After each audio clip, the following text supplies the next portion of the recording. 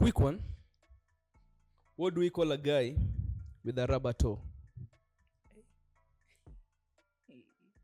What do we call a guy with a rubber toe? Ni swali ya fun sama yetu. Ya mtu yote anataka kujibu. Nilikuwa day school bana. Hiyo iko kwa sila. Joyce Odhiambo. Hapo kwa Bruce inaweza kuwa make sense. Yeah. Roberto. Wacha.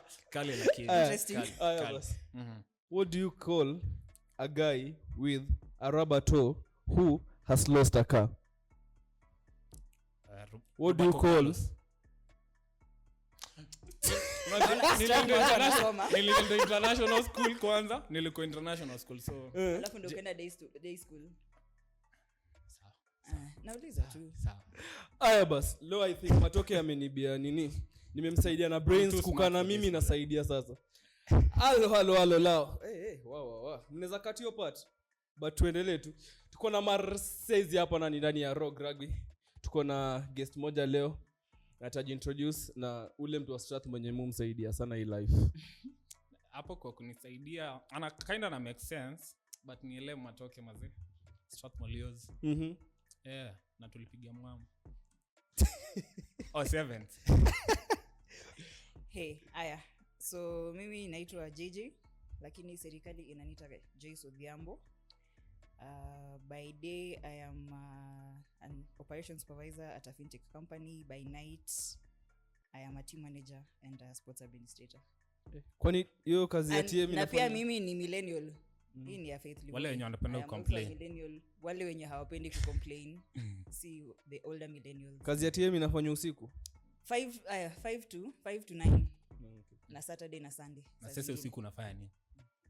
I'm a graphic designer by night. Unafanya nini usiku Matoke? Usiku ni time ya kulala buda. Priorities. By the guys kama mja notice maze. Leo tumepiga luku mbaya. Kata si off. Rogue Rugby TV maze. Nacheki hapa machetu kweli. Najua na look good usiangalia Matoke. Zina look good kwa watu wameenda ondeng. But bado pia tuko na size zenyu. Kwa watu kama Matoke sionyeshe. Onyeshe chest. Ni to chest ndio. To chest. No, lakini yeah, ina look good maze. Na plus aka choose colors za Mwamba. So tunam appreciate. Thanks. Not from Mwamba. No. But it is black. Okay. So ni a black blood. Maybe. Yeah. Tena acha na watu wa Mwamba. Unajua kuna kwanga na vita fulani za mapanzi tena wezi ingilia. So jana tulikuwa na Enterprise Cup final, tulikuwa na Mwamba Cup yenye ikuchezwa, sijui ni junior ya Mwamba, alafu tulikuwa na Kenya Cup Women final. Emphasize hapo juu ikuchezwa ni kweli. Acha tuanze kwa Mwamba Cup final. Yeah. Unadhani mbona ikuchezwa? Kwanza for me, kwanza last season haikuwa, si ndio? Last season haikuwa. Mwamba Cup haikuwa kabisa. And then after imerudi kumekuwa na so many walkovers from what nimekuwa nikiobserve.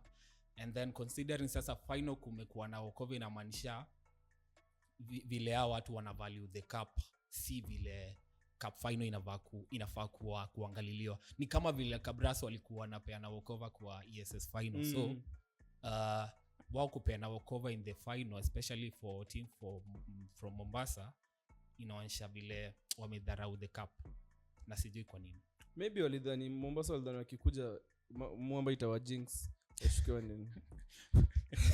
Hiyo Mwamba ni sawa tu, but actually hata mimi nilikuwa surprised kuona that hiyo game ilikuwa walkover because I was really looking forward to seeing Mombasa wakicheza na JKUAT. Sitapeana reasons but nilikuwa na look forward kuona hiyo game. So sijui nini ili happen.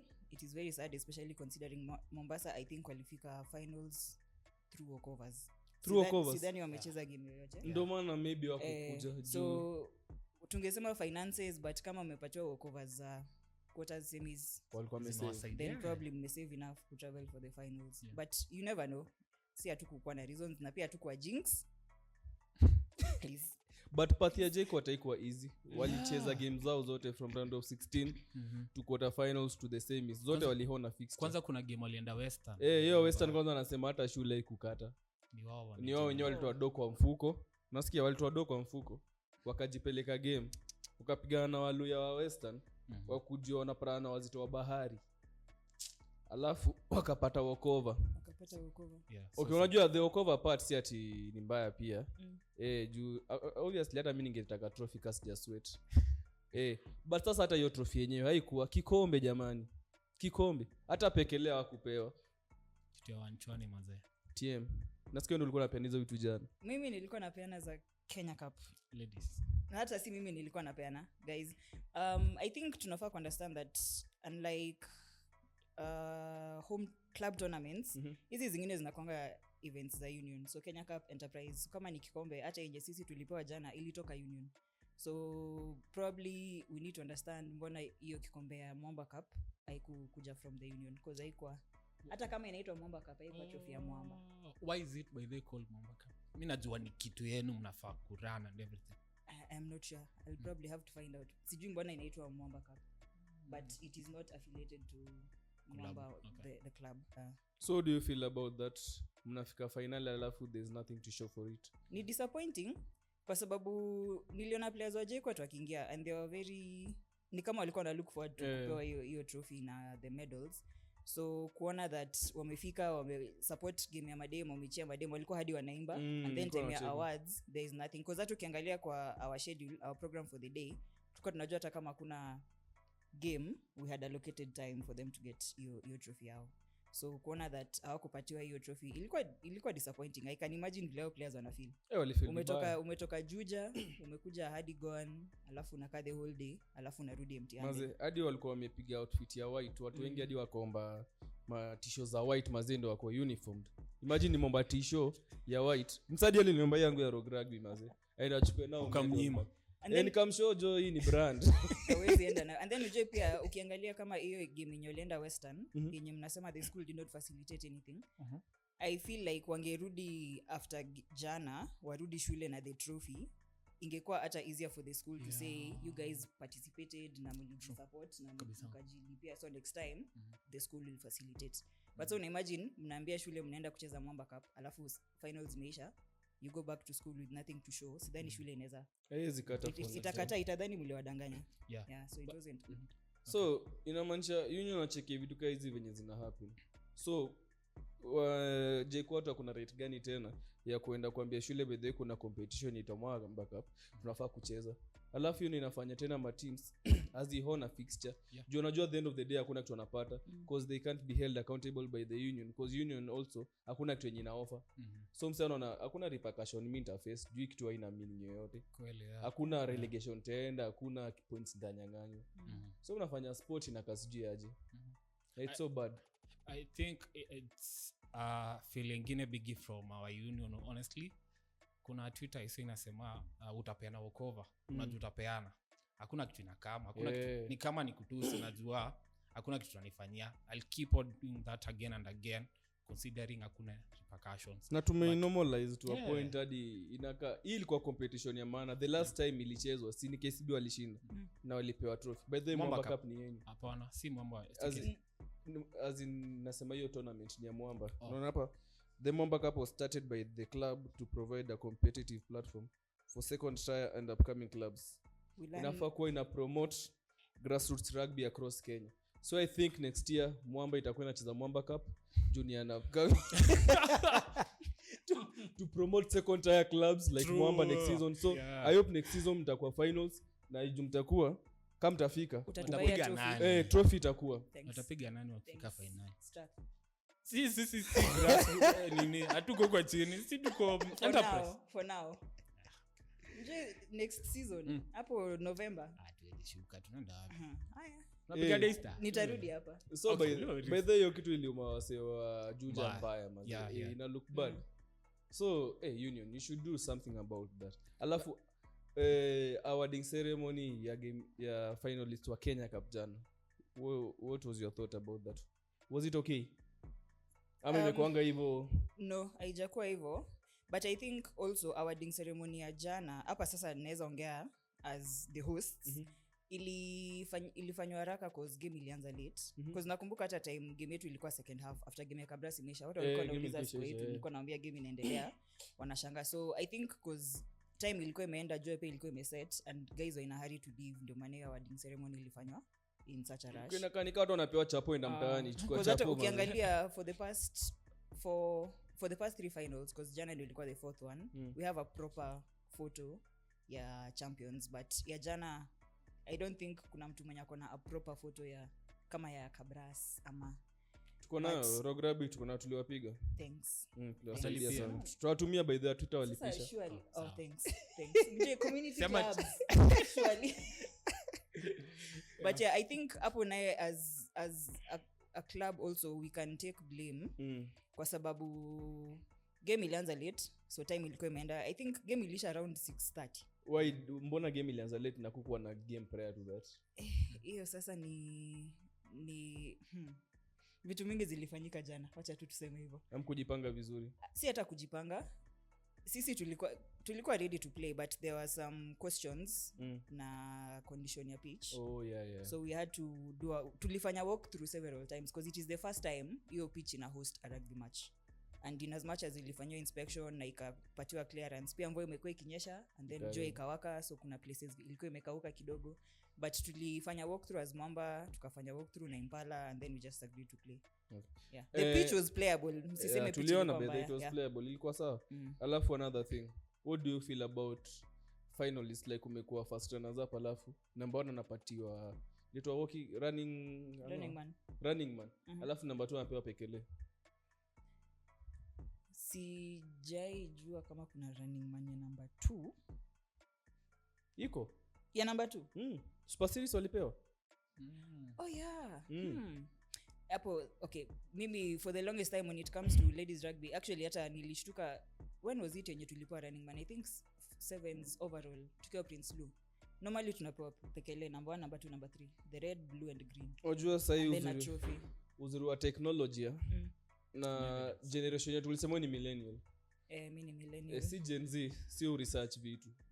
Unajua maybe kitamo ulikuwa nadhani hiyo pekele maybe ni expensive ama running money expensive, but ukienda uangalia bei hizo vitu JJ au unaweza shtuka ushangae kwani watu walitumia, acha tu nisiquote, but hizo medals, si medals, hizo vitu hizo vitu wanapewa they are very cheap na ina undermine wa Kenya wase wameput. Wajua ndio ufike finals bana umepiga kila mtu alafu hiyo final na venye mademo aliundana mazi.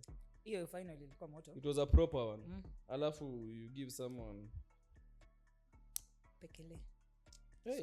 Look so bad. The standards, but go either way. Moja tuwezi blame union na bado pia kuna nyinyi pia bado tunaweza blame. Juu pia nyinyi kuna vitu zenyu zenye mlifanya wrong. Kama gani? Tunaweza sema bas mlipatiwa trophy inatoshana na hii keja. Mkapatiwa na mlipatiwa nini hiyo running nini ama mlipewa pekele pia nyinyi. After kupewa madem pekele, poster tena mkuu waundia. Mlichukua tu picha zao, alafu mkasema, by the way nani anajua kutumia Canva ama anajua kutumia Photoshop? Unajua kutumia? Niko na picha za madem hapa. Rusha zote. Rushanisha tu hapo picha zote alafu akeka yako hapo hivyo kubwa. Hiyo si priority. Yes, mimi nilitengeneza. Najua. Alafu akeka hapo social media. Forfeit Kenya Cup Women Champions. Jamani. Hata msema Mwamba hizi repost hiyo kitu. Nani dem? So, unaona vile umesema the beauty with Gen Z apart from to fight for the rights of the country. Muna research. Tuna appreciate such feedback because I'm sure whoever alitengeneza hiyo post at that time. Mwangalie tu kwa kamera umwambie. I am sure whoever alitengeneza hiyo post at that time it looked like the best poster for pitch champions, but also we are always open to feedback. Niko sure watu wamecomment because mimi nimeavoid X. I think nilienda tu nikacelebrate alafu nikaenda nikalala, so nimeona hiyo poster leo asubuhi and niko sure watu wamecomment na take feedback. So tukishinda ya 5, tukishinda the 5th Kenya Cup, mimi kama Impala fan nimekataa. Anyway, you can continue. Mtafika hiyo final. You can continue. Of course. Sisi kama Mwamba tukishinda the 5th Kenya Cup we will have a proper poster. Okay. Nitakulipa ututengeneze poster. Basi nishapata kazi. Unaona Gen Z mtu anatafuta pesa. Utaki exposure. Msiseme millennials hawajai wajenga. But wajua tena on that, hiyo tunaweza sema ni ignorance pia. Si mlikuwa mna anticipate kushinda? Yes. Hawezi make arrangements by then nani tunaenda kushinda shinda hiki kitu. So nitengenezee kitu fulani nitakujenga. Hata msiposhinda itakuwa turn to losers. Itakuwa turn to itakuwa ya venye season imeisha mseme imekuwa first runners up. but kuna team sitaitaja kuna team fulani walienda a Kenya Cup final tukiwa mahali not Nairobi not Kakamega na walikuwa wametengeneza t-shirts za champions na walichapwa so mje mnaweza tengeneza poster alafu iwa jinx ni sawa but nimesema mnaweza change into something so tuseme losers si losers hapana si ya kumaliza namba 2 kabla Oilers umeona namba 2 ya kumaliza namba 2 walitengeneza yao baadhi wameteza yao ya first runners up to appreciate a good season you at least check hata msea anaweza print aike kijani ati mazee 2020 ni nini ilifika hii mtaa sasa tutatoa hiyo ignorance but tuna appreciate the feedback because siwezi sema ati it is cast in stone that even ndio vile post inafaa kwa of course hata kama tumeitengeneza we can still do a better one and post it on Monday which is tomorrow tuna appreciate the feedback because pia si kila mtu anajua kila kitu si ndio but for your team yenye ulisema wali print hiyo team iko wapi sasa hizi wameshinda Kenya Cup sasa wameshinda but hiyo siku hawakushinda Kenya Cup mbona unataka tu kuisema sema ndio team kwa sababu mabeshte wangu watanipiga na sema iko wapi utaitaja sema iko wapi wali manifest anyway Kabras na Ndibears walikuwa wameprint t-shirts hiyo final ilichezwa na Ndibears walikuwa wameprint t-shirts za champions but since then mmoja imekuwa kiprint matisho na zimekuwa zikiapa but sasa si wali jinx hiyo mwaka so unaanza na kujinx and then you start winning so what you do ambia Impala next year wa jinx alafu tutawachia the sixth one mimi ni fan wa Strathmore na mbona anaongelea tu women kwani hakuna men mwamba tuta print t-shirts za championship champions sasa tutakupiga sigalagala sure by the way watu sijui mbona kwanza wewe nimekuwa nikikuona sana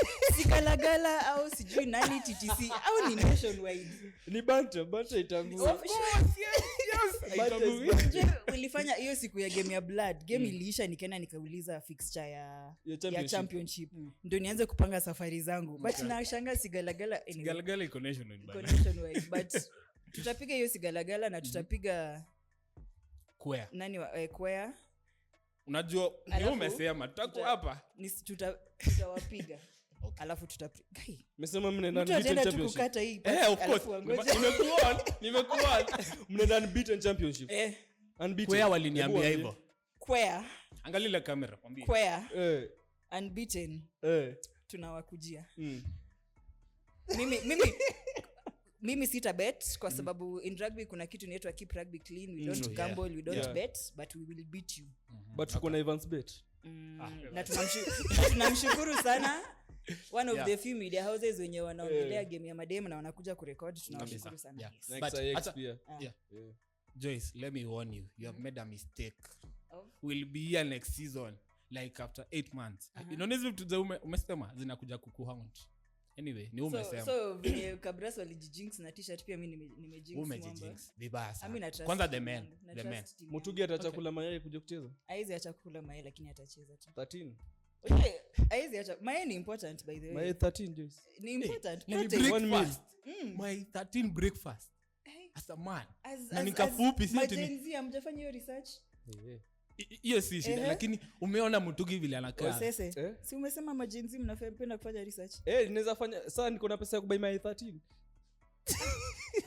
lakini mayai 13 pole hata mimi naweza kula ni tu pesa ya kununua uone mayai 13 nikula 3 daily hizo ni siku ngapi 13 times 3 times 3 kweli si 3 meals si mayai 3 daily so utaki 13 unataka minus 10 so next tuko na Enterprise Cup Kenya final between Kabras Sugar na Menengayolas by the way games kuwatch nilienda kuwatch game ya madem nikajaribu kustream kakubo nikaona yenyewe ati Kabras walisema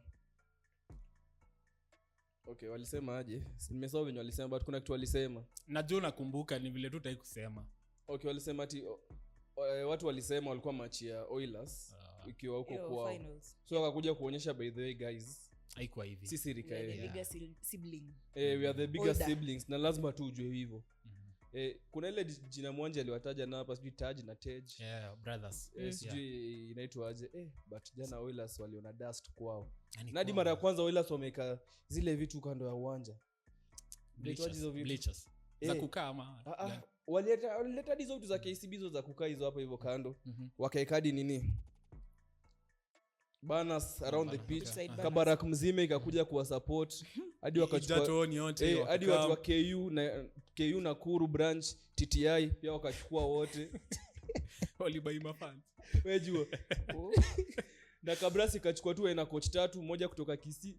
Kisii. Ingine kutoka na Kisii. Kisii tuko na timu yetu bana. Anyway. Ingine kutoka Kakamega na moja yenye libeba kina Mwanji na Nairobi. Na wakatandika ma guys. Na hata jana atusemi ni Carlos, si Carlos alikuwa hapo, ni Max. Imagine. Adaka ndo alikuwa Carlos hapo. je yako Zimbabwe ama hapo? Bates. Yako Bates. Na kane mtu watoi by the way. Waliclap watu jamani. But niliona statement ya Obaya anasema in order to be a champion you have to play like a champion for the whole 80 minutes. You know to limit Oilers. So Walicrack. Walianza game on a slow note wakijua sitapata comeback. Si tulikuwa na comeback finale na nilikuwa. Sasa hapa kwetu na tunainua fans. Na tuko na stance. So we stand a chance. Mimi naona ni ama fans wenu waliwa jinx. Hata mimi. Mwingine story ya kujinx. Mtu aliwa jinx ni huyu. Hakuna. Ele Matoke asha post hapo hivyo. Meninga walikuwa wameka nini? Kabras walikuwa wameka team ya must be nini? Akasemaje, congratulations Meninga Oilers for winning the Enterprise Cup 2025. Matoke asema support. Hata Mwamba ni vizuri wa support. Atumtaki hata endo support square. At least ni Congress I can. Matoke anajinx vibaya sana. Bana Meninga walipigwa. Ili look bad. Yeye na mtu fulani anaitwa Jomo kwanza ndio swara cause ona maswara wanajuana. Anyway, but your game nimewatch pia mimi the first 30 minutes Aiwachiki. Yeah, for me from my By the Menengai mimi mlini disappoint kama fan wenyu for a while, mlini disappoint, but I think ni Jumatoke alikam on board cause unacheki tuna happen ni Menengai walikuwa wanapata moments of momentum ndo wanacheza, alafu momentum yote ni inashuka. Lakini Kabras hao walikuwa wanacheza the whole 80 minutes na the same intensity. Hiyo ilikuwa difference yao. Na hivyo sasa ndo champions but even ndo champions ucheza. Umesikia statement? Yeah, we were champions. So ndo too much intensity ya team yote, much intensity ya Kabras inatake a lot. Ninataka hiyo winning mentality wenyewe. Nani alituambia hapa Nyambo uko nayo. But mnaweza pick a note from the Mwamba ladies. Hao ni champions pia. Wawasaidie kupata winning ways. Lakini pia si wakujie nini yetu ya 7, si ndio? For the ladies. Mkujie nini zetu za 7. But Matoke unajua si vizuri kubishana na madem. Si bishana, nampatia advice. Ni advice nampea. Hata tutabishana tu, kwanza napenda kuargue sana so. Sawa, we'll see, we'll win. Unataka tu bet? Hapana. Good. So ulisema keep rugby clean. Hii ni argument. Okay. Ni about rugby though. Okay, sawa. Kuna swali nilikuwa nataka kuuliza Masese. Kuna kitu ulisema that Oilers wako na chance ya queen Kenya Cup in the next maybe one season. You believe wana need nini for them to beat Kabras? Wana need winning mentality. Champion mentality. Okay. Want to check how long it took them to beat KCB. Yeah. Ndo wakajua we are better than these guys, we are bigger than these guys. Tukue Ruaraka, tukue Refinery. You know kitu wana need. Okay. I think ndo kwa champion ufai kuwa na target ya timu moja. Unafaa kuwa na ile target ya by the minimum norma na naweza piga hizi timu zote. Si ati si goal yetu hii season sasa ni kupiga KCB, next season goal yetu ni kupiga Kabras, ndio timu hatujapiga. Juu Kabras wakienda kucheza na timu yote wanaenda goal ya kuwin. Ni mkwe KCB mkwe Oilers. Hao wanaenda hapo kuwin. Ndio kitu I think plus naweza sema hawajazoea hiyo high octane rugby kwa hiyo stage. Since the first Enterprise Cup final na the second Kenya Cup final. So tunaweza sema maybe wali show up kwa finals ndio. They were like if we did this to them na ilikuwa kwao. I think wetu would be better than them. Okay. I think that's where they went wrong. Plus Kabras since they were pushed to that end and they've been in finals, wakasema ni sawa hivyo ndo mtufanyia. Ni mimi mfanyia hivyo, ni mimi umefanyia hivyo. Na sauti ya shiti. You'll pay. Na wakaenda huko na Oilers wakalipa. Na by the way wali change squad. To me nilikuwa ndani maybe your squad it's kinda ilikuwa na look it's shaky. not as strong as yenye ilicheza final. But hao watu walienda huko kajiprove. Kuna mtu anaitwa one man Indeche, one man pod. Indeche was everywhere. Bwana. Yeye ni pod peke yake. Yeye bola anabeba peke yake, ana clear na ana rock. Okay. hiyo ni game ya jana. Hiyo ni game ya jana. Funny watching hiyo game. Okay, But I think mimi kitu naweza sema cause uje Oilers most cause sasa wamepata very many new players, but the starting players wa Oilers walikuwa age grade ya Nakuru when I was in Nakuru. Na kitu naweza sema ni I think wanafaa waache, okay, si ati wanafaa waache, but they should understand that in as much as they are a very good team, age wise they are very young. Hawezi compare age bracket ya players wa Oilers na age bracket ya players wa Kabras. So unaweza pata maybe walifika finals ya Kenya Cup na wakacheza vizuri. Hiyo game ingekuwa na 2 more minutes, Kabras wangekuwa former champions. Okay. Mshafika final ya Kenya Cup? Yes, 2013. Actually hiyo season tulipiga Mwamba semis. Tulikuwa tunaongelea Oilers. Nakuru. Just continue. So, I think vile walifika hiyo finals ya Kenya Cup na wakacheza vizuri na hiyo game ilikuwa na margin ya 1 point. Maybe iliwaingia. So walicheza final ya jana na mentality ya Kabras is an easy team to beat. But at the end of the day, Kabras, in as much as it may be an easy team to beat, it may be. Sai sidhani kuna mtu amewachapa for the past maybe 4 years. Wamekuwa unbeaten. So it may be an easy team to beat, but they are more experienced than Oilers. So maybe Oilers walikuwa na ile psyche ya tulifika finals na tukawa frustrate, this is another final, tutawa frustrate, but Kabras walirudi back to the drawing board, wakasema watu walitusumbua last finals, sasa wame relax, so let's counter, to capitalize on the fact that Oilers wame relax. So maybe you will work against Oilers. There's one thing Oilers I think walifanya mistake. Walitoa mtu mmoja mwenye I think angekuwa hiyo game ange make difference. Onsomu. Hamjui kazi ya scrum half guys. Kazi ya scrum half ni hard. Tempo ya game ni scrum half ana control. Bado defense na attack ana control. Venye game itachezwa ni ana control. Nine mwenye alianza si wa kupanga, ni mse wa kuspeedisha game. Wanataka kwenda mbio na Kabras wanakimbianga kwa Forest. So I think Onsomu wangeanza game wangekuwa na a better chance. In as much as walikuwa na need control first half. That's why venye game ilianza there were a lot of errors. Plus wazito the whole season imekuwa mkiwaka na guys, imekuwa ikiwakia. Maybe alihata ile takolea basi ya Walter, but haikuwa fault yake. Naweza sema that's why maybe I think that's why alipigwa shoka, si ndio? Alihata takolea Walter. Kwani huyo flank alikuwa wapi? But hata angekabega, si bado angeanguka tu try box. Si bado jana Walter alitinga. Ilikuwa Onsomu. Ilikuwa mse mwingine. But I think Onsomu angekuwa hiyo finali, ange start, inge make a difference. Unajua mse yako na tricks zingine ni slaves. Ulisema unataka kujoin class yake. Onsomu kwa mara ya 3. Jamani, kuja unisaidie ni kuweka wewe. Nilikwambia unaanza na kuweka locks. Ika locks kwanza. Locks naweka nimeanza kumesha nywele by the way. Hapa ndani kuna dread. Na usipake zile vitu zako weird kwa hizo dread. Tuendelee. Tuambia nisipake guys. Mimi nataka tu kwa Onsomu. Mimi sina ubaya. Okay, sawa. Hata mimi nisaidie Kenya. Mbona usiunde ni yako solo? Mbona utaki kuwa kama yeye, utaki tu kuwa kama wewe solo? Si mimi already niko kama mimi na nasumbua strat. So nataka nisumbue Kenya. Umetuchapa tu once. Once. Hiyo ndo inamata. Okay. Na niliwapiga 10 na sikuwa. Ulipigaje virtually? Hata mimi niliwapiga last season basi. Last season ni mbali. Unajua tunasema last season mambo alikuwa Kenya Cup. Nani kitambo ba? Vita za ng'ombe mbili. Sisi nyasi ndio tunaumia tu hapa. Minding our business. Anyway, but Joyce, umeona growth ya Oilers since umesema ni wasewa Nakuru. For you nadhani what do they need for them to maybe kufika level kama ya Kabras? I think Oilers just need to believe in themselves.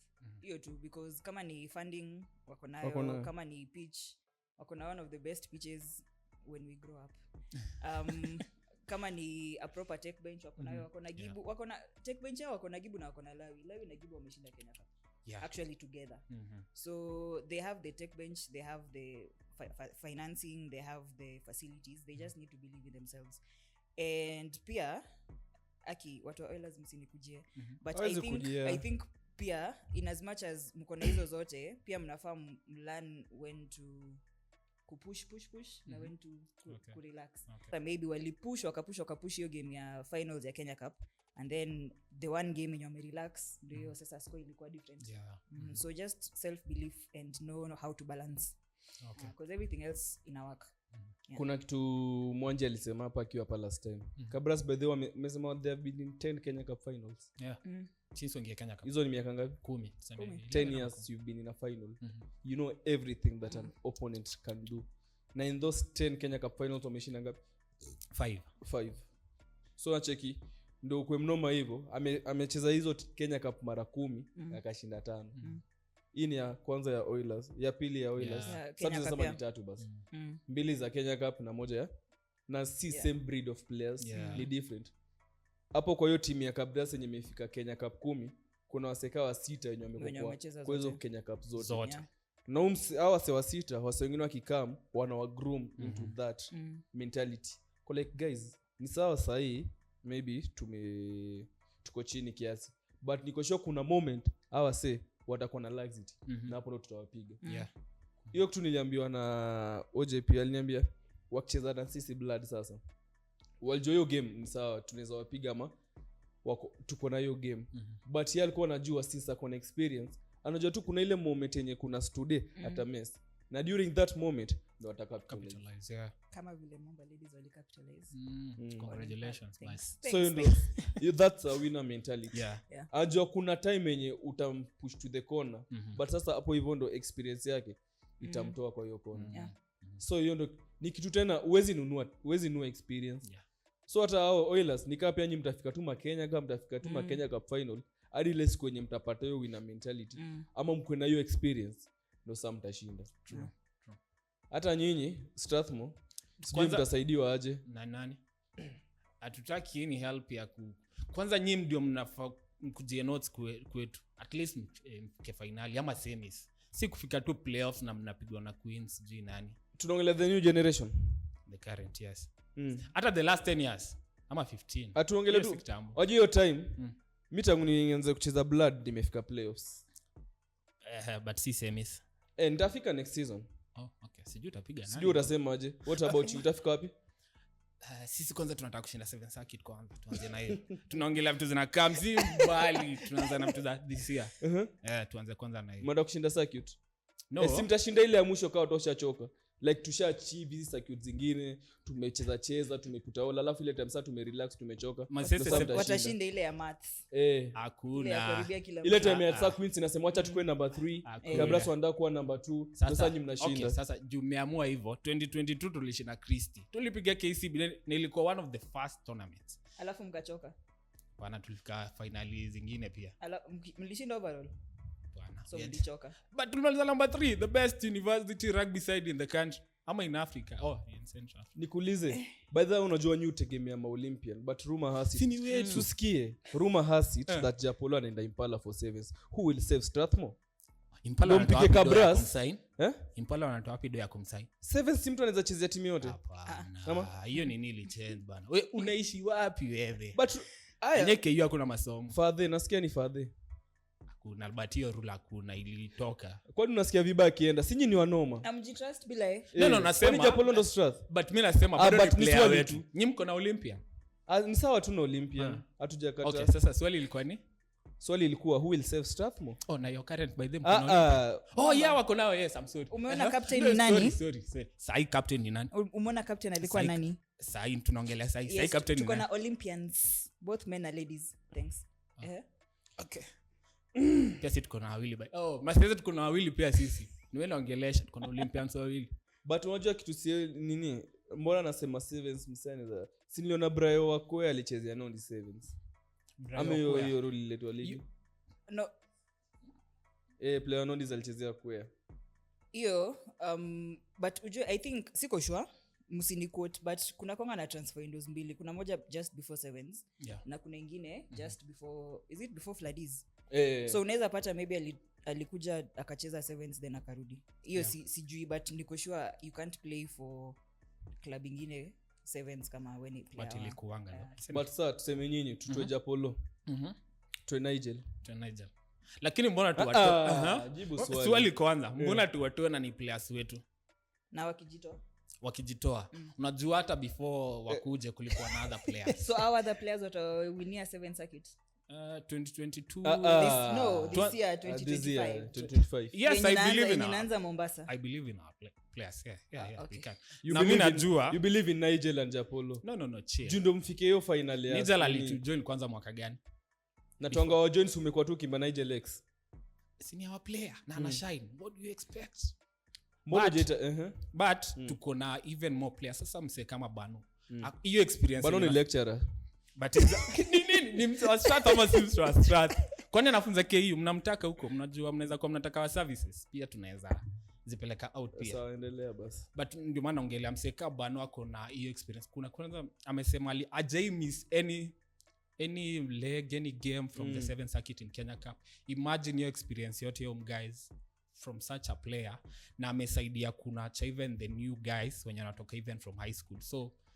sidhani yes tunategemea wase cause ndio our crop but pia tuko na even more guys wenye they can perform but venye Bano wa kucheza Flood tunaona venye mliumia unajua ni a new squad new coach unajua tu mtasema hivyo But Kabras pia walikuwa new squad once na wako hiumia sana waliumia ndio maana walikuwa na lose 4 Kenya Cups sawa na nyinyi mbona mlikuwa relegated new squad At the men's actually, side. yeah new squad ukiangalia let me tell you let me just say ukiangalia squad yenye imecheza Kenya Cup this year for Mwamba we had in a match day we had between 10 and 12 rookies now when I say rookies I don't mean rookies ati ametoka KU ama ametoka Strath ni rookie mwenye ametoka high school but wezi toka KU kwa rookie aje hata but sisi endelea na strat. story No. yako mimi nasema hawezi toka KU ukitoka KU saizi kuja mambo ni rookie siwezi kuja Mwamba but endelea atukutaki but whichever club utaenda hata kama ni yoka Brass But yeah, rookie. I do But get your anyway point. Yeah. we had a fairly young squad sisemi ati hiyo ndio the reason why tulikuwa relegated but I'm just saying we had a fairly young squad Yeah. and that may have contributed to the fact that we were relegated Okay. But niko na honest question hapa. Uli expect mtapiga blood? Mnadharau bana. blood Na Blood si blood. to imagine. After last year tupige sijui last season last season game ya kwanza ya Kenya Cup ilikuwa blood Wakapiga kwanza huko you kwa- need to watu blood watani fans wenyu ni tunawapenda sana Hatuwezi lakini mimi hadi nilihepa huko nikakuja huku side nyingine ya pitch Kwani walifanyia nini? hapana fans wa blood na fans wa Quare unajua kwa nini hao watu wako njaa huko so wanakipata hili ni nini kuwaingilia but tu. yet tulikuwa tuna expect kupiga blood yenye hiyo game alicheza by the way game yako hapo na tulikuwa tuna expect kuwapiga and we are grateful for the win hata kama hiyo win haikuwa enough Kuwasaidia. but yes Yeah. ilitusaidia but haikuwa enough okay but na kuhama from ile Reru pia hiyo unadhani ilileta impact for your downfall ilileta impact hapa sasa I can't really speak much about it because hiyo time sikuwa Mwamba okay but tukiwa na grau hapo Reru ilikuwa easier for anyone to join Mwamba because Reru ilikuwa tao hakukuwa na ati sijui fare transport ya kukuja training from town etc so we had so many players tulikuwa na depth because ilikuwa anyone mwenye anataka kujoin Mwamba na ako tao anaambiwa tuenda tu pale railways watu wana train on certain days from 5 to 7 so after that vile tulihamahama because after we left railways tulienda machine tukaenda Strath tumetrain so many places na unaona ina interfere na logistics zetu because ukiambia player this month tuna train UON anajua akitoka tao hiyo ni walking distance and then umwambie next month sasa tunaanza kutrain Strathmore Strathmore si walking distance from town for most people and then sasa after hiyo tena umwambie tunaanza kutrain Upper Hill imetu disorient kidogo but saizi thanks to your generous contributions watu wenye mlikuja fundraiser tuko na home ground so tunashukuru tunawashukuru sana thank you for your contributions thank you for your support and thank you for allowing us to acquire a new home ground inaitwa Goan Institute kwa hapo Pangani Juja Road Mali ladies walicheza jana tulihost our first game CJ usifike JKUAT uko unaweza enda pesa ishe anyway hapo tu Juja Road hapo Pangani police station but pia mimi na feel ni kama nyinyi ndio mlitu jinx mkicheza your home games huko Mada but see sijui kwanza let me talk. okay Nyi kwanza ndio mliconcede 80 points from KCB in 2020 sijui tu. Sindio? Alafu mkatufanyia kitu mkatujinx our grounds, Kabraso akakuja hapo akatufanyia ile kitu. but ujue acha nianze na the fact that number 1 hiyo game yenye KCB ilitupiga 80 points ilikuwa the first game from Christmas. Tulikuwa tu watu walikuwa hiyo ni yao labda walikuwa nakula anyway sisi sasa walikuwa nakula mboga na KCB ni Lions wanakula nyama but ilikuwa the first game just from the Christmas break. Tukapigwa hiyo game KCB ilitupiga na nikaenda kudunda huko KCB kuosha roho kwa sababu ilikuwa mbaya. But you see hiyo season yenye nyinyi mlipigwa na Kabras 88 last season na pia sisi tulipigwa na Kabras 83. So sisi tuliwajinx kama mko train no ndio mleteo laana. Pole anyway. Sasa tuko na home ground tutawajinx. Tutawapiga. Ndatupiga aje na mko championship? 7s hapana. Sawa. Ni KCB tunaogopa 7s. KCB. So guys, mapanzi walikuwa wanapigana. Nilikuwa hapa nasikiza. You considered 60 points from Kabras bala. What are you saying? Mimi wajara sijui story gani. Nimeconfirm hiyo story ya playing for different clubs in 7th and 15th. KRU allows players to be registered with one club for 15th, e.g. Kenya Cup Championship or National Championship for one club. Championship, yeah. And a different club for 7th, e.g. National 7th circuit, as long as the player is duly registered with both clubs for their respective formats. Sometimes there's a transfer window after so long as you're registered for both teams. So mtu yangu wejua fadha kuchukua maolympian wenyu itasumbua. Mtacheza division 2 sevens? Hatuwezi. Hata wanieke basi. Hatuwezi, no way. Mtacheza no way. The last time nilifika semis ya Kenya Cup ni lini? Tulishinda final jana. No, tunaongelea the men. Unyamaze sasa. Was it 2019? I think 2019. So post COVID mmefika ni semis? Yeah. Ya Kenya Cup men. Maybe championship ndio mnaweza fika. Yes, hivi vita ni kama itaisha.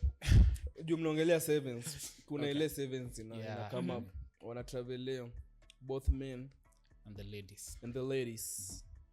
What are your thoughts on that? Leo unajua nataka niongee English tu sasa. Kwanza sasa hii usiniongeleshe Kiswahili. Talk to me in English. Okay? You do that. Okay. Tutaona. Kuna dictionary. Joyce, you do that. Joyce, unaona hata last hata 5 minutes akienda sana. No. Me naongelesha Joyce bana. What are your thoughts on that? Female kwanza, let's start with the female. For me, I am quite conflicted. When it comes to the ladies, I'm very optimistic because they've had a very good run. Walishinda essays zote mbili. Poland walitetemeshwa kidogo, but I think from Poland walipick the points they needed to work on. So saizi wakienda LA, the squad is pretty decent. I am optimistic. Yeah, ladies. Yeah, men kuna hesabu nyingine ilipigwa, mimi sijui nini ilifanyika, mara sijui kuna, anyway it is a bit confusing, but naona wakicheza vile walicheza the last leg in Singapore, they stand a chance. True. Because the squad is also a very decent squad. Hatuwezi sema ati kuna player apart from wale nasikia mnawaitanga level 3 coaches, online coaches. Apart from hao, sisi wenye tunajua the players and we believe in them, we know that if they do what they did in Singapore, they stand a very good chance ya qualify for the next level. So I am wishing them all the best. Haitakuwa rahisi because huko challenge pia vitu ni ngumu. So haitakuwa rahisi. But if they believe in themselves and if watafuata kitu wamework on for the past 3 weeks, wametrain for 3 weeks, ndio, then everything will be good. True. Yeah. So what's your message to Shujaa? To Shujaa, I wish you guys all the very best and I believe in you. Na tumekuwa in worse situations as Kenya and we've come out victorious. Yeah. So this is just another bump on the road, and if you believe in yourselves the way we believe in you, you guys are going to have a splendid outing. And ladies as well. And for the ladies, my girls, madem wanajua venye ninawapenda sana. You've always made us proud. You've always shown us what hard work and determination means. And this is just it is not just another tournament, but you're meeting tournament. People it's a big tournament, but you're meeting people you've met before, and in as much as they've also worked hard, I believe that you guys want it more. Tumeitaka since back in the day, tukiinvitiwa Dubai invitational tournament. Yeah. So we've gotten a chance where we can prove that we belong in the HSBC. Bado ni HSBC. Unajua kuna siku nilienda nikasema kitu kitambo ilikuwa inaitwa kitu kingine. But anyway, You're old. I am very old, please. I believe in you guys. Msishtuke, because maybe whatever happened in Poland may have dampened your moods and your spirits, but I want you to go to LA with the same mentality mlienda nayo SA. You won in SA twice. LA is just another tournament. It may be a bigger platform than what we had in SA and in Poland, but you've worked hard and you've always shown us that you can do whatever you put your mind to. So I wish you all the best. Na ninawapenda sana na tutaonana mkirudi. Kilami tu. Matoke World Rugby Level 5 Online analyst, certified rugby analyst. What are your thoughts? Anyway, mi sitaki nijiforce na hiyo lugha yako, but I feel na name ongea more, sitaki hata kuspoil, but what I believe na the ladies, Spain ni team tumecheza nayo hapa Safari Sevens, as much as see what walikaa. Colombia tumepiga Challenger Series na juzi pia tukawapiga. Yeah, tumewapiganga. Hiyo team nyingine ni Brazil. Maybe ndio the longest hajacheza nayo, but I very much believe that our ladies will make us proud pia. Considering ukibuild from the performance ya Challenger Series, I believe the ladies pia wanaenda kupata that promotion, considering wako in very very able hands of Dennis Mwanja and the whole coaching setup ya the Lionesses. So I also wish them all the best. Najua itakuwa by Sunday usiku sijui sangapi tutakuwa tuna celebrate, and then Shujaa nimesema nini? Celebrate. Yeah, Sunday usiku ta celebrate. Ni mtu wa Mwamba. Acheni ni washow. Kuna mtu alisema watu wa Mwamba hawajui Kiingereza. Ni nani? I am here to tell you people that I have a degree in that language. Musini try. Hatukutry. Nani wa Strathmore ajui? Watu wa Strathmore ina judge sana vitu mnafunzo huko. Ama ni Juna tai. Mimi ni fan. I'm just a fan. Anyway, yeah. But sijui mwani nimeambia ile Matoke ongelee kuhusu Kenya. Anaweza tu jeans. Yeah, jamani. Unaharibu sasa. Nafikiria sana na hii decision. Sijui tu tumnyanganye kamera juu boy bana. Kwani think he's likely to jinx us. Hata nimenya. But honestly, nani anaweza wa jinx kwa sema tu all the best na ishe. Sema tu all the best by the way. So, Lionesses, Shujaa, I wish you all the best. Wow. Kwani nimesema nini tena? Kuna nasema tu wao ndo isikue clear ni uliwa support to jinx. Okay, so najaribu kuwa na interference kwa wewe kwani ni nani? Wewe ni nani? Mimi Marseille with the R sema yora. Joyce, unajua Marseille na maanisha nini? Cheki. So guys. Siskize. Umecheki zile straight dogs. Unataka kusikia nani? Unataka kusikia nani? Joyce, unataka kusikiza nani? Naweza endelea kuongea peke yangu. Endelea basi. Hata utaki kusikia story yangu. Story ya Matoke usisikie. But honestly, unajua Marseille. Cheki, so unacheki. Haya, muongee tena utasikiza nani? So Shujaa. Nakwambia baadaye. Marseille ni straight. So unacheki. As I was saying, guys, ni kama sasa mimi ndio nimetake over. Take over. Mimi ndio nitapatiana chance ya kuongea. So wewe ebu wish our national teams the best. Wewe nyamaza, watu wa Strathmore. Nisikia. So yeah. Usinyongwe.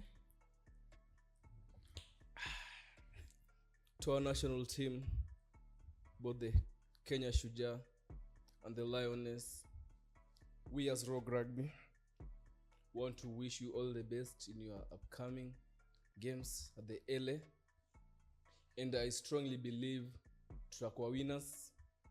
Na watu wa Strathmore atubeba leo, acha niwasiti. Watu wa Strathmore basi si wabeba. It's my time.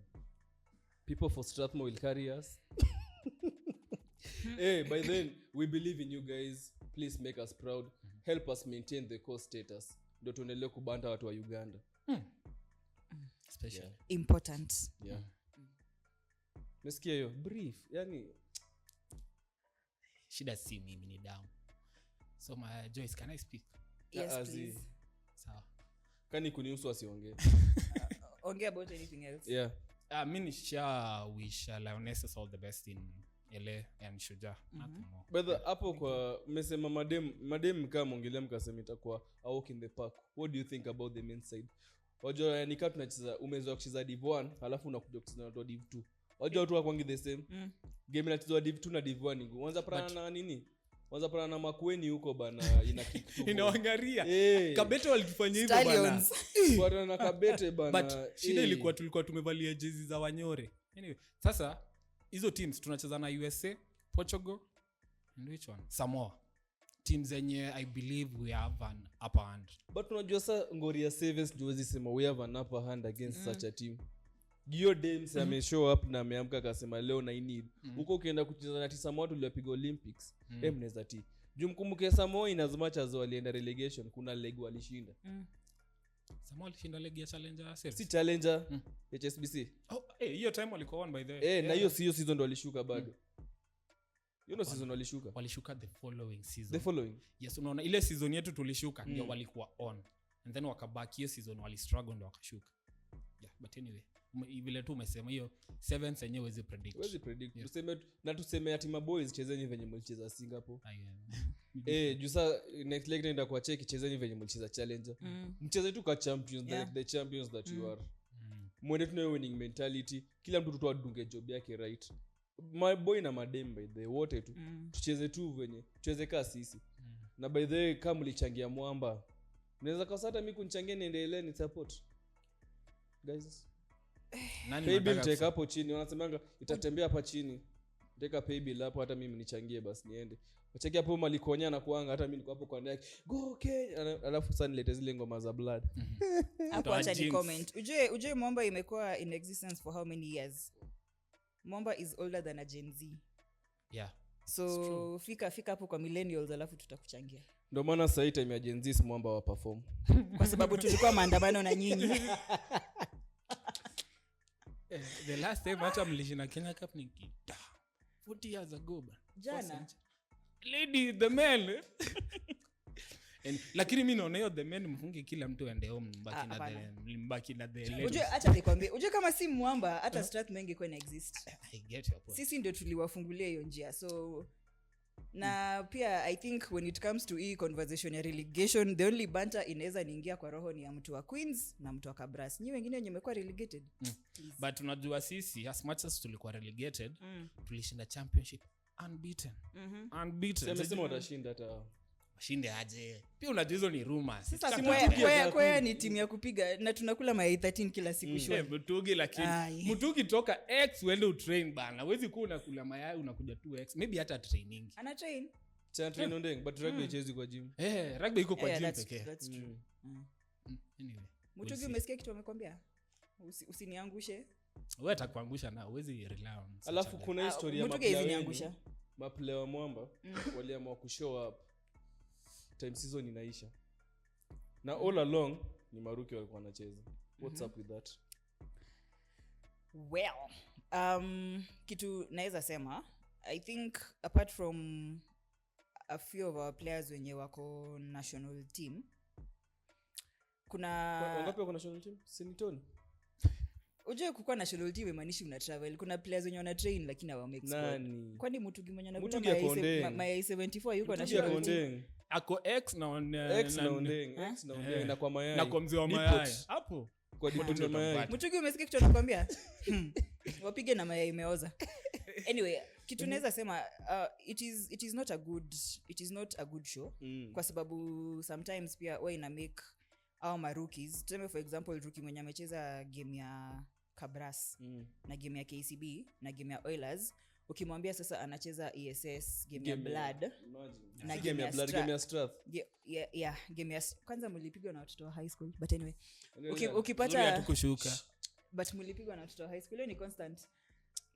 That shows our watoto wa high school wanaenda kudia kwa huko chini. Na kwa ni nani hata mimi nasema tu anyway inawafanya wana feel demoralized cause wana feel ni kama wamebeba team and then sasa games rahisi because hakuna game rahisi rugby game ya Strath ulisema ni rahisi apart from Strath. Okay, tulipigwa na Stallion 7 sijui watu hakuna game rahisi rugby but inawafanya wana feel ni kama they are just there kushikilia and then time yenye games ngumu zimeisha sasa wanawekwa kwa level yao. But I believe with what happened this season kila mtu amefunguka macho.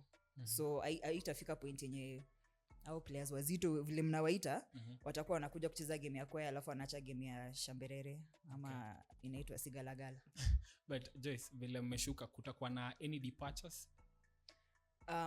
I hope not, but also mimi kitwani na believe as a team manager ni if a player gets a better opportunity you send them off with blessings. Okay. But hopefully tutashikilia tu hivyo alafu tukisharudi Kenya Cup tupige Strathmore na KU. By then nilikuwa nacheki hapa hivi game ya Bathurst zimeisha, tumepull up comeback moja fresh 21-20 in as much as Joneo game as much sana juu haijakuwa na hype. Yeah. Na bado tena kwa mara ya 957th time KRU mnipe kazi ya social media manager ama wa hype bus. Mimi naweza hype game usually we jua hii na feel ni kama okay as a player na feel kama union haitambui hao wase wamepelekwa Zimbabwe this time but ndio bado wameperform wamekuwa number 2. Do imagine ukihype team inamaanisha hii team unaiaminia unaaminia wataperform vizuri but this time preparation ya chipu lazima niulize msewa ndani ndio nijue JJ mazewe ni TM kuliendaje mazatu walikuwa na train sangapi vitu kama hizo juu akuja kuwa na hiyo information kwa social media tujue by the way tulikuwa na team under 20 ilikuwa inacheza hivi na hivi bana juadi kunafaa kuwa na page under 20. Actually umenikumbusha time Chipo walienda Brazil 2019 they had their own account but ilikuwa Facebook na ilikuwa active but after maybe I think ilienda na corona so sijaiona ikiwa active ndio kitu nilikuwa kusema mbona hatuna team ya si team hatuna social media page ya Chipo. Si ati kutengeneza social media page inalipiwa. Unatengeneza tu page hapo unaita Kenya na 20 ama Chipo. Kitu kama hiyo. Venye kuna ya Shujaa na iko active ina post vitu za Shujaa. Hata hiyo ya Chipo inaweza kuwa hapo ina post previous videos za wase wenye wamekuanga Chipo na venye vitu zinaendelea. Content haiwezi kosa. Nilikuja ku realize tena Lioness nilienda kutafuta page yao. The last time kitu lipostiwa page ya Lioness. Enda mwangalia technology. Uko sure ulipata Lioness ya Kenya ama ya England? So hapo ndo sile juu kuna Lioness moja. Surely England sasa. Kuna Lioness moja, si ndio? So, okay. Sijui kama hiyo Lioness yenye kwa hapo ndo ya 15 sama ni 7. Juu kutengeneza social media page si ngumu. Si utengeneze tu different kwa ya 7 na kuna team hakuna ya Simbas pia. Ama iko tu Facebook. Iko tu Facebook. Hiyo ni jamani mali tunaenda. Inaanza na vitu kama hizo. Kitu as simple as social media presence. To be corrected you need to support by the support the Simbas iko. Yeah, support the Simbas. Hiyo labda ni fan alitengeneza. No. Yes. From the union. Simbas ni ya union. Yeah, I think ilitolewa time walikuwa wameenda World Cup qualifiers. Ndio wali change to support the Simbas. Sasa hisi muite basi Kenya Simbas. Oops. Juu tuseme story ya hype bas. Tena nitaongelea hii niliongelea last time tena nitarudia leo. Mnataka masponyo. Hata nikusomea technical bench ya Zimbabwe. Buda nakwambia Zimbabwe wali hype team yao. Ulikuwa unadhani wanaenda kucheza na All Blacks. Na All Blacks washinde. Juu preparation walikuwa wamepigwa wanatuambia kwanza walikuwa camp kuanzia last year tangu tuwapige. Wakasema walienda camp. Wakaenda sijui France, wakaenda Japan, Australia. Na si hadi Currie Cup walicheza. Angalia Junior Sables Bathurst Trophy 2025 technical team. Iko na watu 1 2 3 4 5 6 7 8 9 10 11 team zima ya 7s na subs. Hiyo ni technical bench. Iko na head coach, team manager, assistant coach backs, assistant coach for forwards, team physio, stroke therapist, analyst na content creator. Hiyo ndo mimi nataka hapo miario. Wako na data analyst, wako na laws coach, mtu anafunza law. Hata unacheki hiyo ni network forward, wako hadi na hiyo. Uni anaitwa referee. Yes. Wako na hadi SNC. Alafu wako na mental coach. Hiyo pia anaweza fanya. So imagine mimi ni utility. alafu sasa tuko na Mwamba wako tu na JJ pekee ndio coach ndio TM ndio SNC Acheni kwa show hii kulabu tukirudi Kenya Cup nitarudi kwa hiki tutaongea mkirudi na msininyime invite hatuwezi kunyima sisi wachoyo by the way nitarudi sasa na tech bench yangu ya watu 16 so unacheki vitu kama hizo hiyo hype yenye kwa hapo hivyo inasaidia hata maboys wanasema wako na mental coach but nikaa atawasaidia leo sasa ama jalipo sio mental coach wa Zimbabwe atawasaidia leo so umepigwa na Kenya mara ya pili kwa atawatherapise bado kuna physiotherapist unakandwa hivi mental coach akikuongelesha uko sawa how is your heart but bana hapo kwa publicity mazeni so poor hivyo ndo nini zitakam hivyo ndo brand zitakam hivyo ndo masponyo atakam once umeona kuna mse out there anaonekana like kuna hiyo team kuna hiyo mbwembo wanataka hiyo visibility once kuna hiyo mbwembo obvious kuna sponsor atakawa associated na hiyo mbwembo mimi ndo na support hiyo mbwembo but hatuna mbwembo msawa kuna mbwembo ndio maana kuna sponyo I feel make kitu tunataka ni the way wana treat Shujaa Watitivo Lionesses Chipu all our teams it's clear like wengine wanapata treatment ya queen wengine wanapata ya peasant huko chini mbona unasema Simbas wanatritiwa ka peasant na Shujaa wanatritiwa ka queen of course wana perform na wana attract sponsors but na hao ndio wametupeleka the world stage I feel ndio maana wanawatreat poa kuliko the Simbas lakini pia vile hii kitu tumeongelea by the hapa sana pia Simbas wakipata that kind of treatment pia I feel they can even up their performance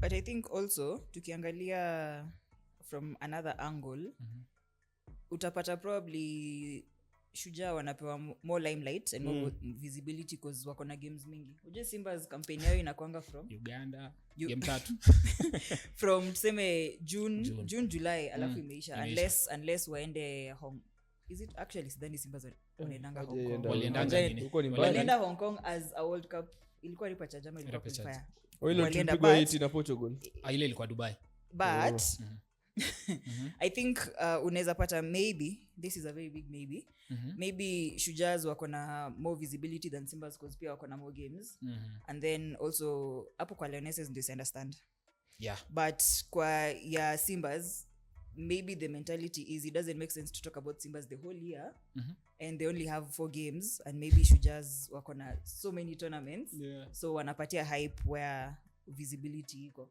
because ukiangalia I think it was in 2019 yenye Elgon Cup ilichezwa Kisumu at that time Chipu walikuwa sponsored partly by Hemingways and kulikuwa na hype Chipu walikuwa naongelewa sana so sijui nini ili happen sijui mbona ilienda ikadip but there's a time Chipu was being talked about and I feel like tunafaa turudi huko because our toi wanacheza vibaya sana wanacheza vizuri wanacheza vizuri achezi kama Mwamba man yes wanacheza vizuri vibaya sana si kama Strathmore kuna mtu Chipu atujai kosa imagine si tuko na players watatu nyinyi mko na wangapi moja unajua time walikuwa tulishinda hii time yenu watu watatu si tumeshinda Zimbabwe no hatujashinda overall mimi naongelea overall ulishinda nini hats wewe nini tulishinda but stop so since story ilikuwa yangu nilikuwa nasema I feel like once even if a team does not have so many games we still need to talk about it so for example even nawapatia idea na mtanilipa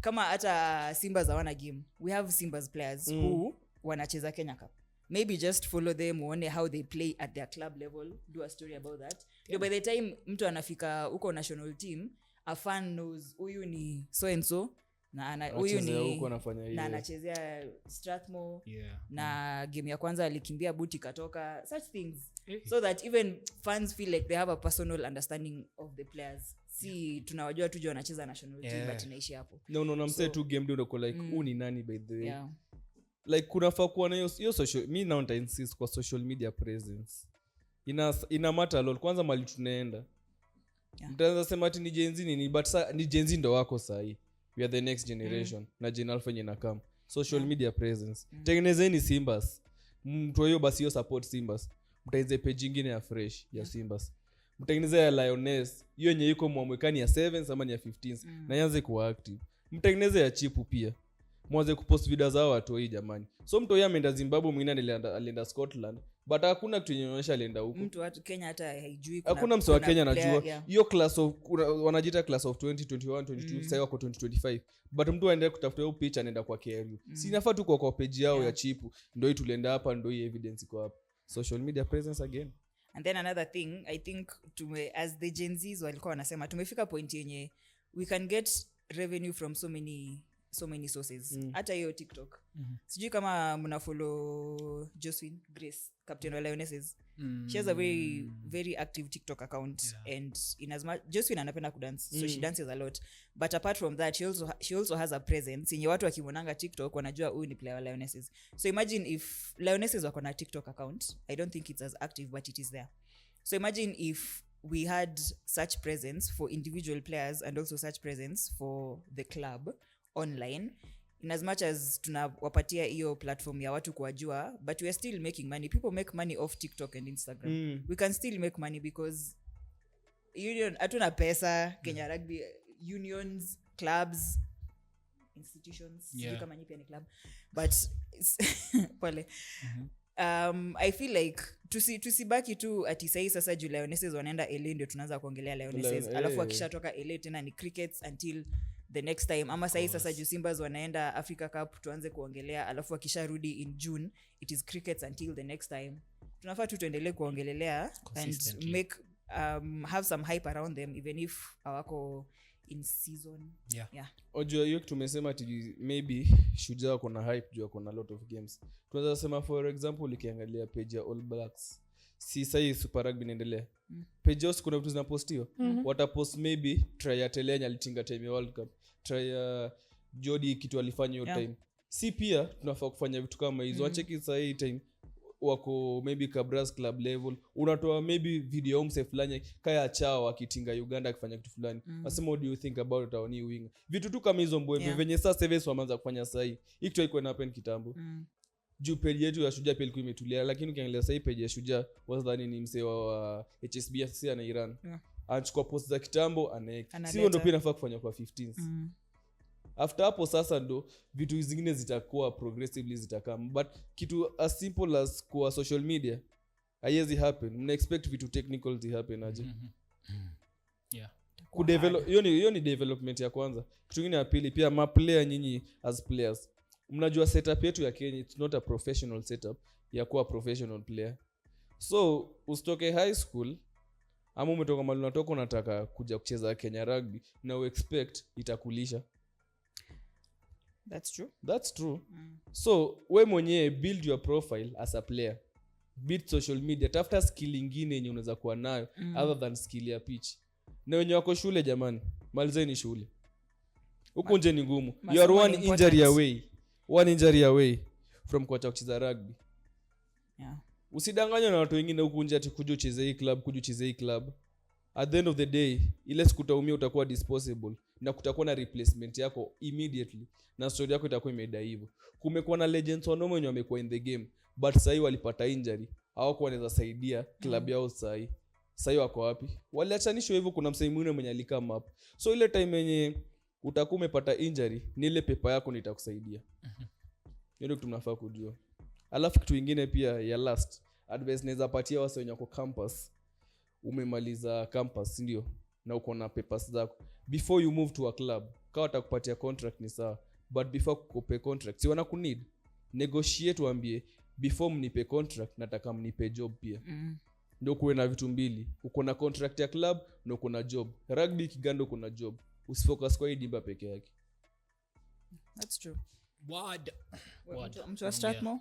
Nimeongea sana. Mimi ni fan. Utaambia nini mafans? Mimi kwa mafans mazee, ngoja. Mongela actually vitu mingi, very good things, especially on not focusing on rugby only, and then kwa mafans wenye wanasoma kama mimi who are still playing also, like ensure umepata good inaitwaje good grade even from the institution yenye uko, so that even from ukitransition from institution to kusaka job inakuwa even easier for you, kama kupata even scholarships to pursue higher academics kama masters, PhD and stuff. Yeah. But then nilirealize nilikuwa naangalia profile ya marefari yetu wa Kenya. Hawa sio ni marefari peke yake but wako na majob smart. Mbona tusimulate kama marefu wetu? Jono mapioneer au ndo ma amplifier wage mama anaitwaje? Si amplifier. Mwenye na ref nini anaitwaje? Mwenye na ref volleyball umpire baya kusoma mpira watu wa KU nilikuwa nataka mcheke unaona mimi nimfanye na nilikuuliza kama uko na dictionary ukaringa ndio hiyo sasa imekam point yangu simepotiwa cross mkwe kama hao msitegemee tu idimba peke yake but all in all story yetu ya leo kubwa ilikuwa kuhusu JJ nataka tuongelee JJ ama unataka kumuongelesha kando hiyo JJ ingine inamaanisha nini? So mimi wazazi wangu walikuwa very excited when it came to naming me. Niko na majina mingi. Tuambie zote. Siwezi sema zote kwa sababu nitafuatwa na serikali. Lakini my first two names ni Joyce Julia. So JJ. Okay. Yes. So JJ ni the initials of my first two names. And then kuna jina zingine hapo katikati alafu Odhiambo is my surname. Uwezi tuambia moja ya hizo? Naweza ambia my four names. Okay. Joyce my four names. Ni correct English. Wewe mtu wa English. Nisema uko na ni kwa sababu nimekaa na nyinyi. Mimi hapana. That one. But Joyce Julia Achieng Odhiambo. So umesema hizo mbili pekee ndo za English? Si nimesema niko na many names but hizo Joyce Julia. So Joyce na Julia pekee ndo za English. Za English, yes. Hizo zingine zote ni Ana O Watu wamebeba hii country wanasema ngezi. Haya basi. So JJ ni Joyce Julia and then Achieng Odhiambo. So JJ, how did you get to know rugby? Do we have time? Iwe tuambie. So mimi ni tuanze hata before nizaliwe back in the day. So I come from a family of athletes. My dad alicheza rugby in high school for akisoma O levels alikuwa Lenana. And then after that akaenda Homa Bay Boys where he played basketball and he played basketball all the way to national team level. And then my mom played volleyball. Wow. She was a very good volleyballer. And then I have an uncle, my dad's brother, who played rugby. Sasa alicheza rugby full time, worked for the union. So nikiwa mdogo, of course ukizaliwa na athletes wawili lazima ukuwe athlete. So when I was young, I played funny games, kalongolongo, chamamani, nini. But the moment I could dribble a ball past my waist, nikaanza kucheza rugby. Huyu kwa wote ni mafan. Pole. But endelea. Usijali utapata watoto fans pia. Hata kalongolongo alikuwa tu ana watch ya kucheza. Pole.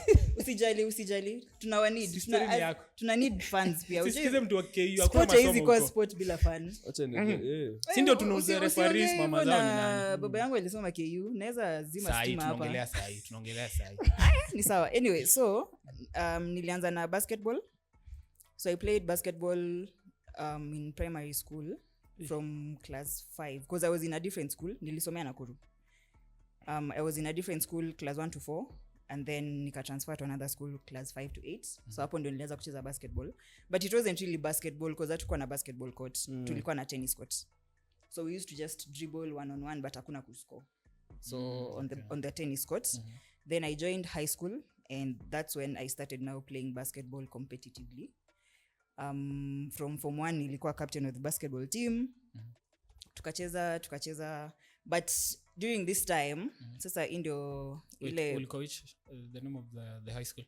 It was some private school in Nakuru called Christ the King Academy, private Catholic school. Mimi nilikuwa nafaa kwa nani? Ningekuwa na holiday. Anyway, so before tulikuwa tumefika high school. But before tufike high school acha turudi nyuma kidogo. Okay. So sisi ni wale millennials tunaitangwa candidates of post election violence. Nilimaliza class 8 in 2007. So because Nakuru ilikuwa hotspot ya post election violence, I couldn't go to a school outside Nakuru and I'd been called to a school in Kapsabet. I was called to Kapsabet Girls. So that is why wazazi wakaniambia enda tu shule one term and then next term vitu zikitulia unaona hiyo uongo wao tunaambiwa. But even before that I used to watch rugby. I used to watch rugby because nikiwa primary on Saturdays nilikuwa naenda tuition and then in the afternoon unaambia mzazi tuition inaisha 4 but kumbe wewe umeenda NSC kuona rugby. I am sorry to my parents. Watch rugby. So I started watching in class 5, watch rugby. So I was a fan. Even in high school I was still a fan. So ulikuwa unapata tukienda kucheza basketball kama Nakuru High, game yangu ikiisha mimi ninakimbia mbio naenda kuwatch rugby. And then I cleared high school. Then I joined Egerton University. So I was in Egerton and I was still playing basketball. But in Egerton, they have a rugby team in Wasps. So we used to watch their games because if you've been to Egerton, ukiwa kwa court ya basketball, you can see the rugby pitch. So ulikuwa unapata most times kama kuna school games, wanakuja kutuchia, then sisi tunaenda kuachia. Hiyo time hiyo pavilion ilikuwa? Ilikuwa. Nikijoin Egerton hiyo pavilion ilikuwa. But mi nilikuwa fan wa Nakuru. So I was only supporting Egerton juu it was my school, but ingekuwa a Kenya Cup match nilikuwa naenda kuwatch game Nakuru. And then ilikuwa Egerton na Donald Alwatch. Kama mnajua Don Makanyizi. He's the current SNC wa Nakuru. Okay. So tulikuwa Egerton na yeye, and there's a time I think in 2013 ali join Shuja, played sevens for Kenya. So vile ali travel at that time, games ilikuanga very late in the night. Hiyo 2 am sijui 1 am. So tulikuwa tunaenda wote tunawatch kwa student center, and hiyo one of the legs yenye ali travel, we went to watch the game. And I think niliwaambia earlier that mimi napenda kuargue. That is very important. There is a guy, sitataja jina yake, Taja. but tulikuwa na Egerton. So alianza a very petty debate. Mimi nikaona an opportunity to argue. Raila. Nikaona an opportunity to argue. So tuka argue and then I think aliboeka na hiyo argument. So akaniambia wewe hata sijui ni nini unaniambia na hujaicheza hii game. And that was a Friday night. And I remember the next day ilikuwa game ya Nakuru versus Impala. So niliongea na my friend the late Jadha.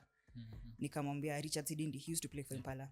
Nikamwambia kuna mtu ameniambia hivi na sasa, because mimi one thing about me is you cannot tell me that I cannot do anything. Nikamwambia sasa nataka kucheza hii game. Akaniambia just find out, because Nakuru ilikuwa na team. At that time I think the ladies team had been in existence for 4 years, if I'm not wrong. That was 2015. Nika reach out to one of the fans, anaitwa Maureen. Yeah, I think anaitwa Maureen. So I reached out to her on Facebook, nikaji-introduce, nikamwambia my name is Joyce. I'm a Nakuru fan, but I play basketball, but I want to make the transition to rugby. So akaniambia just come tomorrow and then I'll introduce you to the coach. But nilikuwa najua coach because Felix, coach wa Nakuru ladies at that time, I was in school with his younger brother in primary school.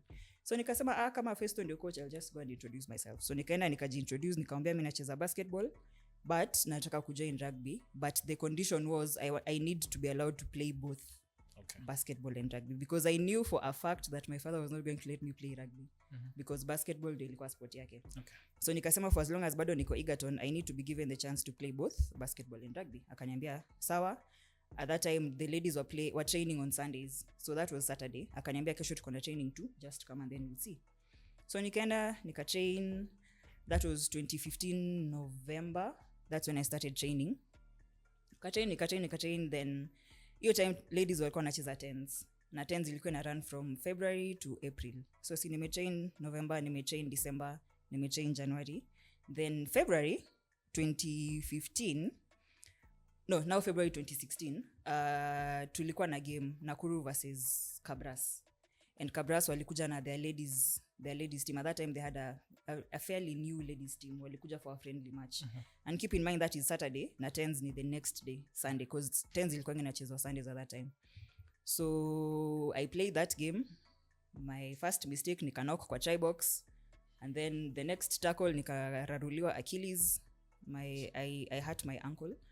So nikadhani hivyo ndio venye rugby yangu imesha, because nakumbuka nikiambia my mom that I want to make the transition, aliniambia wewe cheza lakini usinilete injury kwa nyumba. Of course. Because I think alikuwa anajua, also my mom is friends with most parents of people who've played rugby in Nakuru. So anasikianga hizo stories za kijana wangu sijui nini ilifanyika. So alikuwa very cautious. Akaniambia nicheze but nisipeleke any injury home. So vile niliumia nikajua hapo sasa nitafungiwa kwa nyumba. But because I am quite stubborn, the next day at 5 am nilikuwa kwa basi tukikuja Nairobi. I didn't come to play, and I think that is how I started being a team manager. Because singecheza na hiyo mguu yangu ilikuwa inatoshana na thigh, ilikuwa imefura hivi yote, na hata sikuwa najua nini imefanyika because niliumia. And then nikaenda kwa our SNC at that time, alikuwa anaitwa Sam saizi ako States, but he was the SNC at that time. Akaniambia, you just go and rest your leg and then we'll do an assessment on Monday. But my understanding of rest your leg ilikuwa usicheze. Hakuniambia nisiende game. Okay. So hiyo Sunday tulikuwa tunacheza USIU. No? Oh yeah, USIU. So tukaenda USIU, nikaona wanauliza team sheet nini, and there was no one to do those basic things. So that's how I started. Nikafill 2 form, nikawapea. Game ikaisha, wakaniletea, nikasign. Hata sijui nilikuwa na sign nini. Nikasign. And then even ndo venye nikajiingiza as a player and now as a team manager.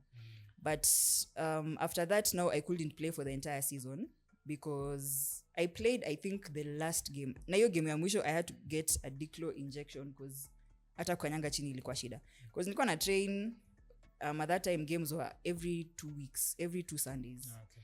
Yeah, so at least we had a break in between. So una train vizuri, and then Thursday squad ikinemiwa Sama anakuita, anakwambia ruka kwa hiyo mguu. Hawezi ruka, anakwambia you're not fit to play. Wewe ngoja another 2 weeks. So that's how it went for all the legs. I think at that time zilikuwanga 6 legs. So I played the last leg that was tenor-side. Because the last leg was always on the tenor-side weekend. So hiyo ndio nilicheza tu hiyo peke yake. Then ikaisha hivyo. Then of course time ya 7s ilikuwa time yenye tulikuwa tunacheza ligi ya basketball.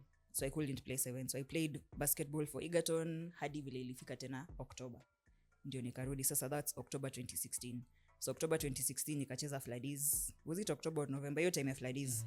Nikacheza Floodies, then December nikacheza basketball, then January sasa nikarudi kucheza rugby. So now that was 2017 League ya 10s. So hiyo 2017 League ya 10s nilicheza games zote.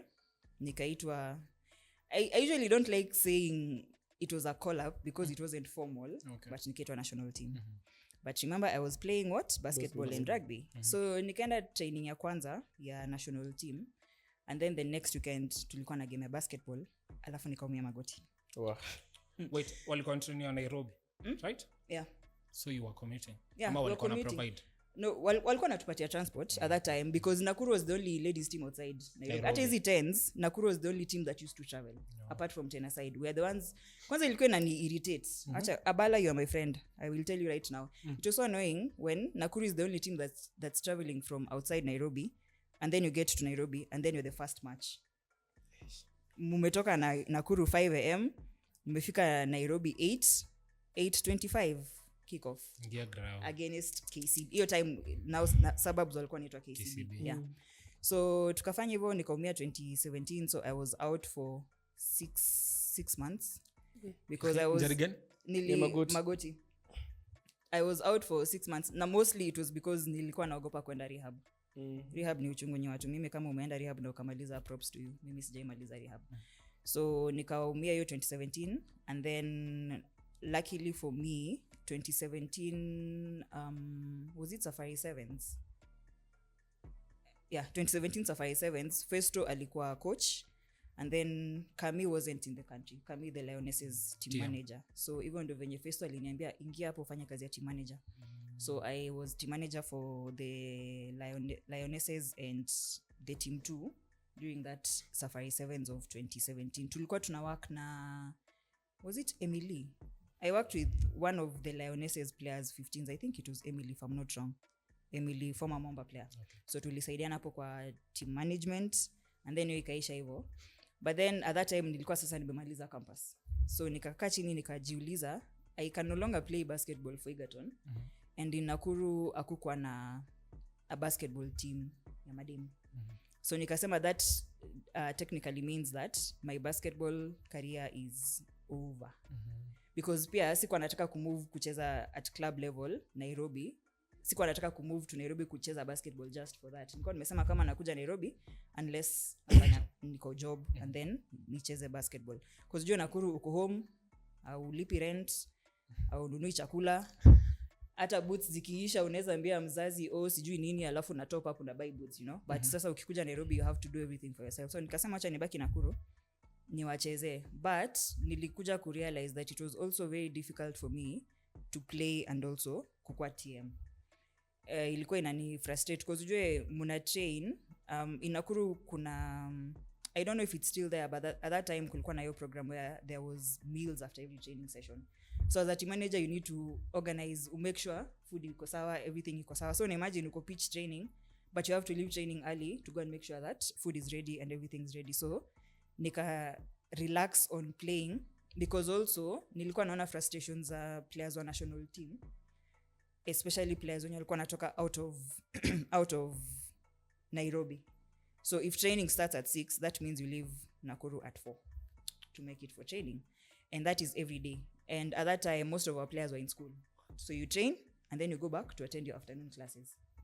So nikasema mimi siwezi, and then also the fact that games zetu zilikuwa Sunday. So umecheza Sunday the whole day and then una travel usiku, unafika Nakuru 10 and then the next day at 8 you're either in class or at work. So nikasema it wasn't making sense for me. And then there's a time I got an opportunity to work in Nairobi and I was working kwa ofisi, but I was still TM in Nakuru.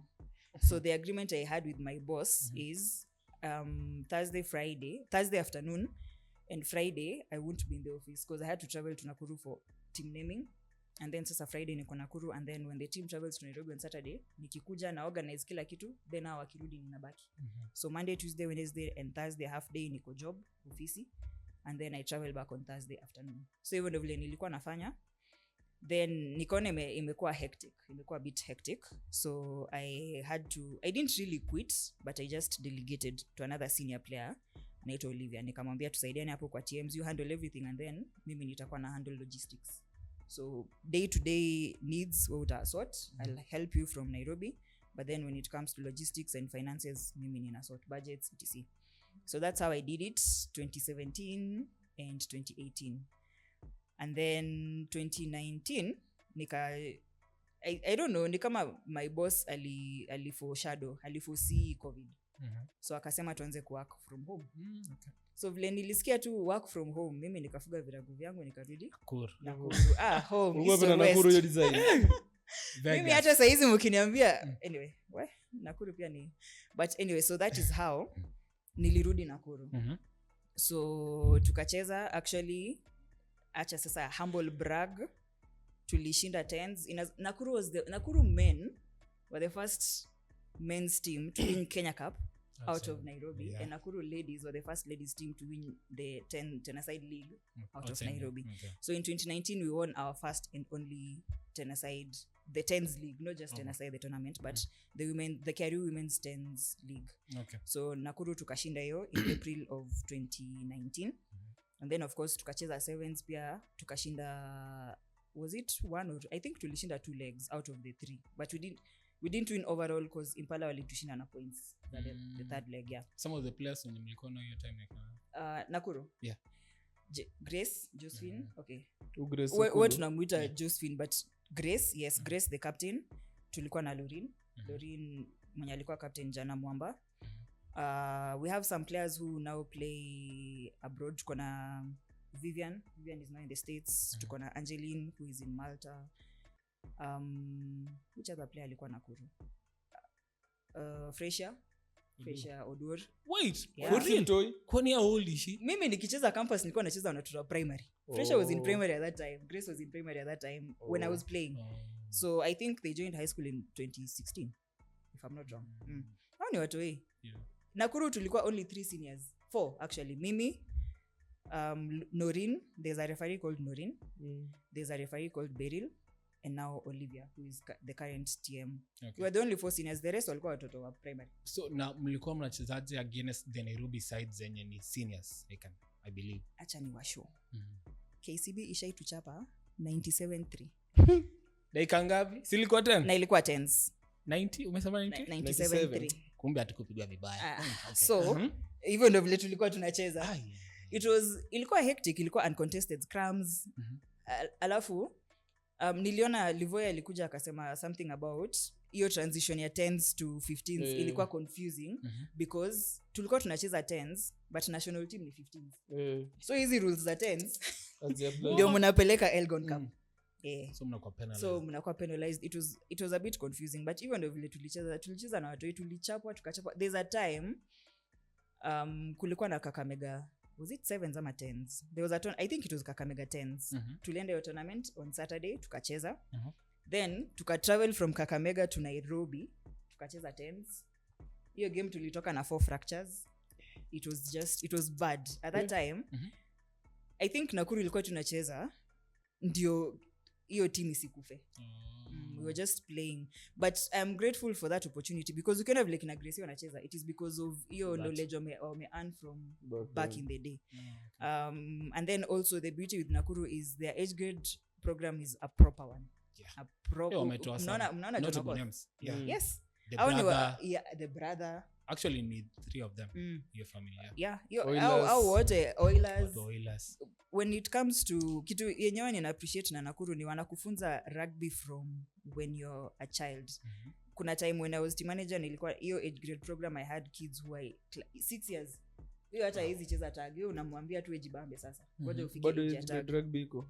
Bado iko. Hata hao ndio walicheza tena side. They have under 12, under 14, under 16 and under 19. No. Both. And then also you see I think one thing I'll appreciate, tunasemanga vitu kama sponsorship ni very important because age grade program ya Nakuru was categorized under CSR.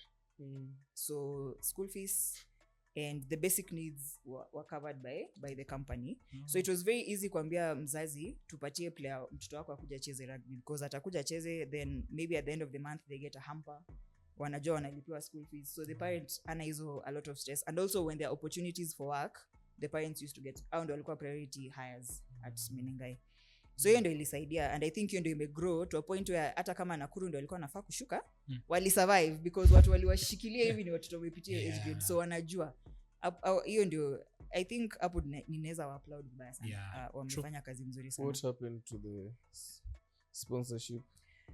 So I think with sponsorship I'm not 100% sure because hiyo sponsorship ilisha after nimetoka, but ujue sponsor anafaa kuona value for money.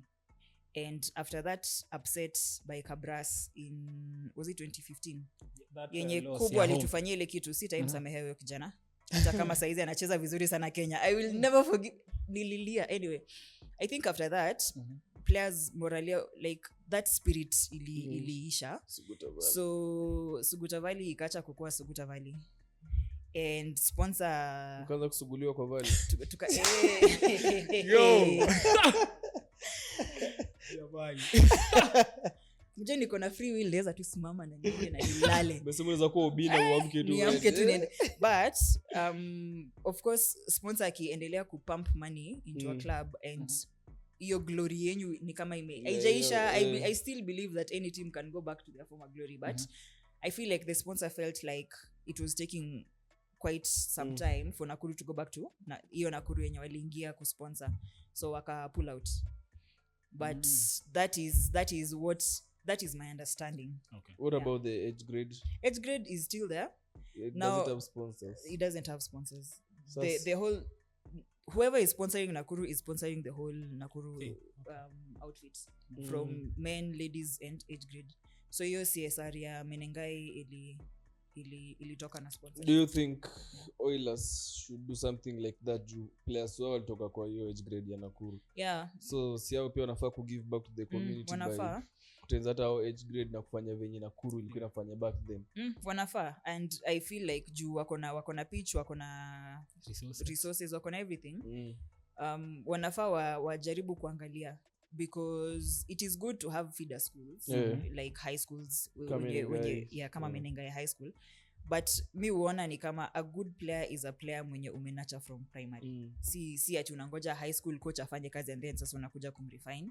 Ukianza tu na yeye ile yenye unajua ako shule, but when kama kuna tena side anachezea na nikuulize umesema Simba kufanya hivyo, but Oilers wanaweza fanya hivyo juu hao ni wanajiita hao ni refinery, so wanachukua plus wanaweza alafu wa refine. Good one. It is fine.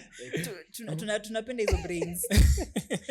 So mi na feel ni kama Oilers if they really wanted to they can do it, and I feel like they should do it because right now in Nakuru tukitoa Kiti, tutoe Egerton, tutoe all those other small, when I say small please don't take it Kiti ni ya team in Nakuru. Yeah. Mimi nadhani ni team ka Nakuru Kenya kanaitwa Kiti kama Menengai Cream na Zuri. No, Nakuru Kiti is an estate in Nakuru. So okay, hiyo sto kuna viti mob ni inaitwa Onyamate sasa. endelea. Kiti ni Kenya Industrial Training Institute. Guys, hizi huko KU. KU hakuna engineering courses. Unajua nafanya nini? Unafanya course gani? Theology. Psychology. Ndio maana unataka kwenda na chipu kuwauliza you okay? How is your heart? Yeah, ina make sense sasa. Pole. Endelea. So, na feel ni kama in Nakuru saizi unaona kama Nairobi kuna hata kama kuna the core Kenya Cup sides bado kuna teams mingi. There are so many other teams. Dagoretti Bulldogs, Stallions, Evo. But it is sad that in Nakuru there are only 2 major teams. Nakuru na Oilers. And if it is the case, then Oilers should try and have other playing units apart from Kenya Cup and DSS. Wako na capacity ya kukua na lady side. Na I am talking to you Mr. Simpson Otiemo. Wako na capacity ya kukua na an age grade side. They have the capacity. So I don't know if it is the players they don't have or if it is the program they don't know how to start. But considering these are people who were in Nakuru and saw how Nakuru ran their age grade and their ladies, they have everything they need to start it. And there's something that KRU we've been trying to push. See at we as KRU, but CC as teams that have ladies sides have been trying to push KRU to put it in such a way that every team that has every Kenya Cup team should have a lady side. Inasaidia kugrow kabisa. Because hizi kwa Lionesses wanaenda LA but the players are picked from 3 teams. Which is not right. So tumejaribu pale bana. Blood babes inakufa tu. Hiyo blood kwanza niko na kesi hiyo blood babes. What happened? Mbona inakufa na ni university? Sasa wanakam msea kijua rugby hivi kidogo sababu zinamchukua. That's a win. Ronnie Kangeta. Sio ndio umesema tiongee na sababu waache kuchukua players win. Waambie.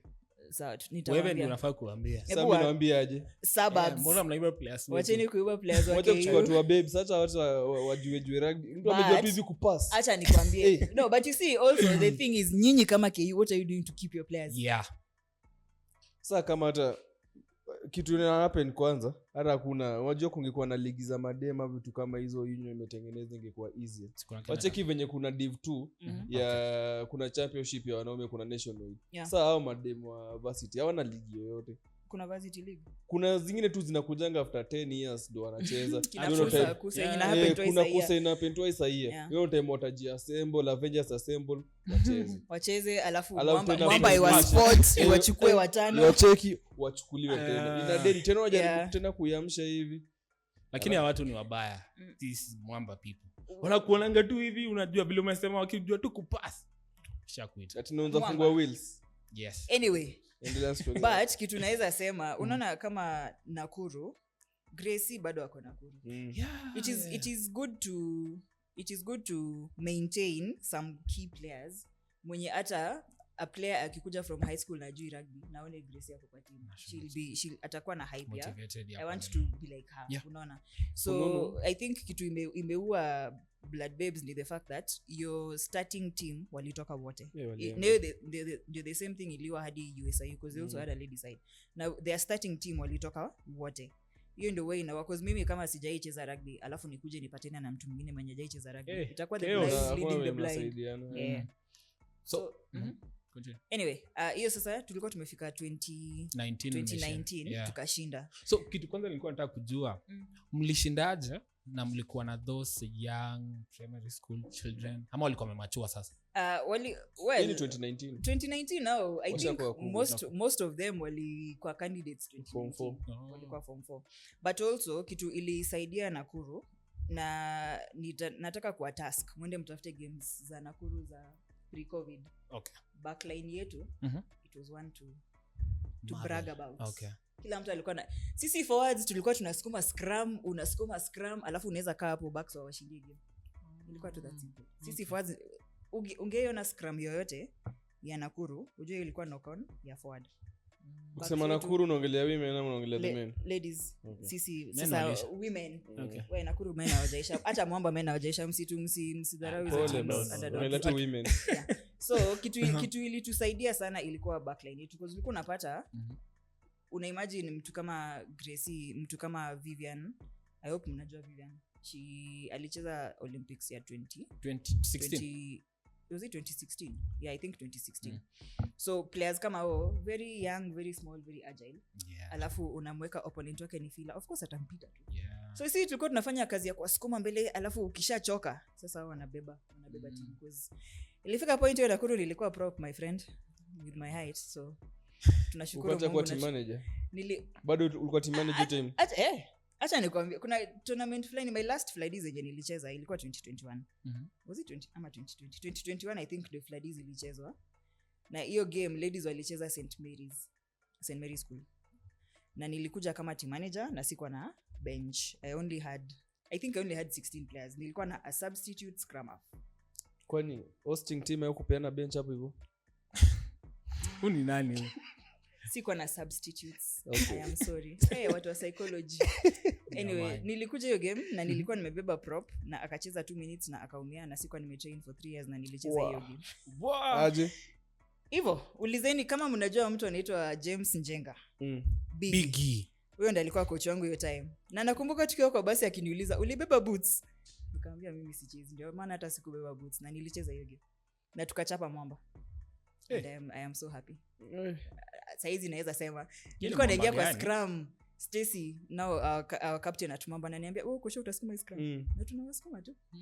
Unatoka hapo ukiumwa na mgongo, lakini so yeah, hivyo kuna times where ina happen, unabeba team and then unajipata as long as uko kwa squad, kwa declared squad, unajipata umecheza. So when you libeba team after game walikubeba? Of course walinibeba. Both literally and figuratively. So Njenga bado ni coach ama aliacha coach? No, aliacha coach. But he's one of our very avid supporters as women in rugby.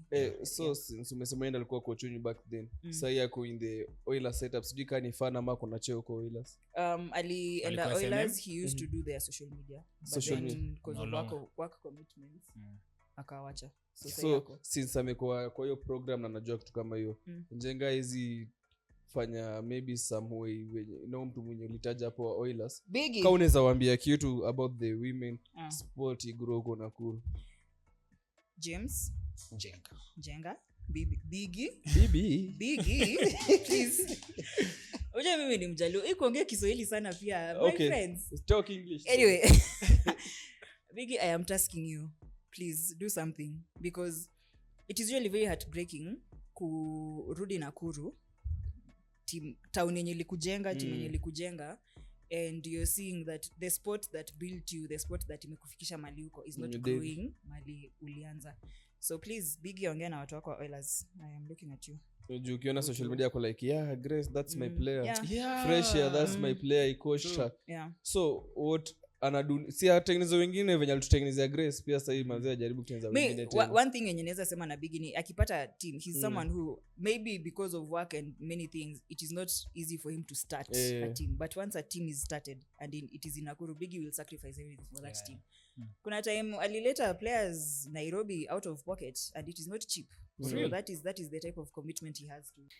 Actually nikiangalia watu kama kina Gracie, kina Fresha, at that time, in as much as tulikuwa tuna build players to play for the national team, we were also building players to play professional rugby. Nice. And that's why nilisema most okay, not most, but we have some players from Nakuru who are now playing pro rugby abroad. We have players in Malta, we have players, mtu kama Gracie alicheza Japan. Yeah.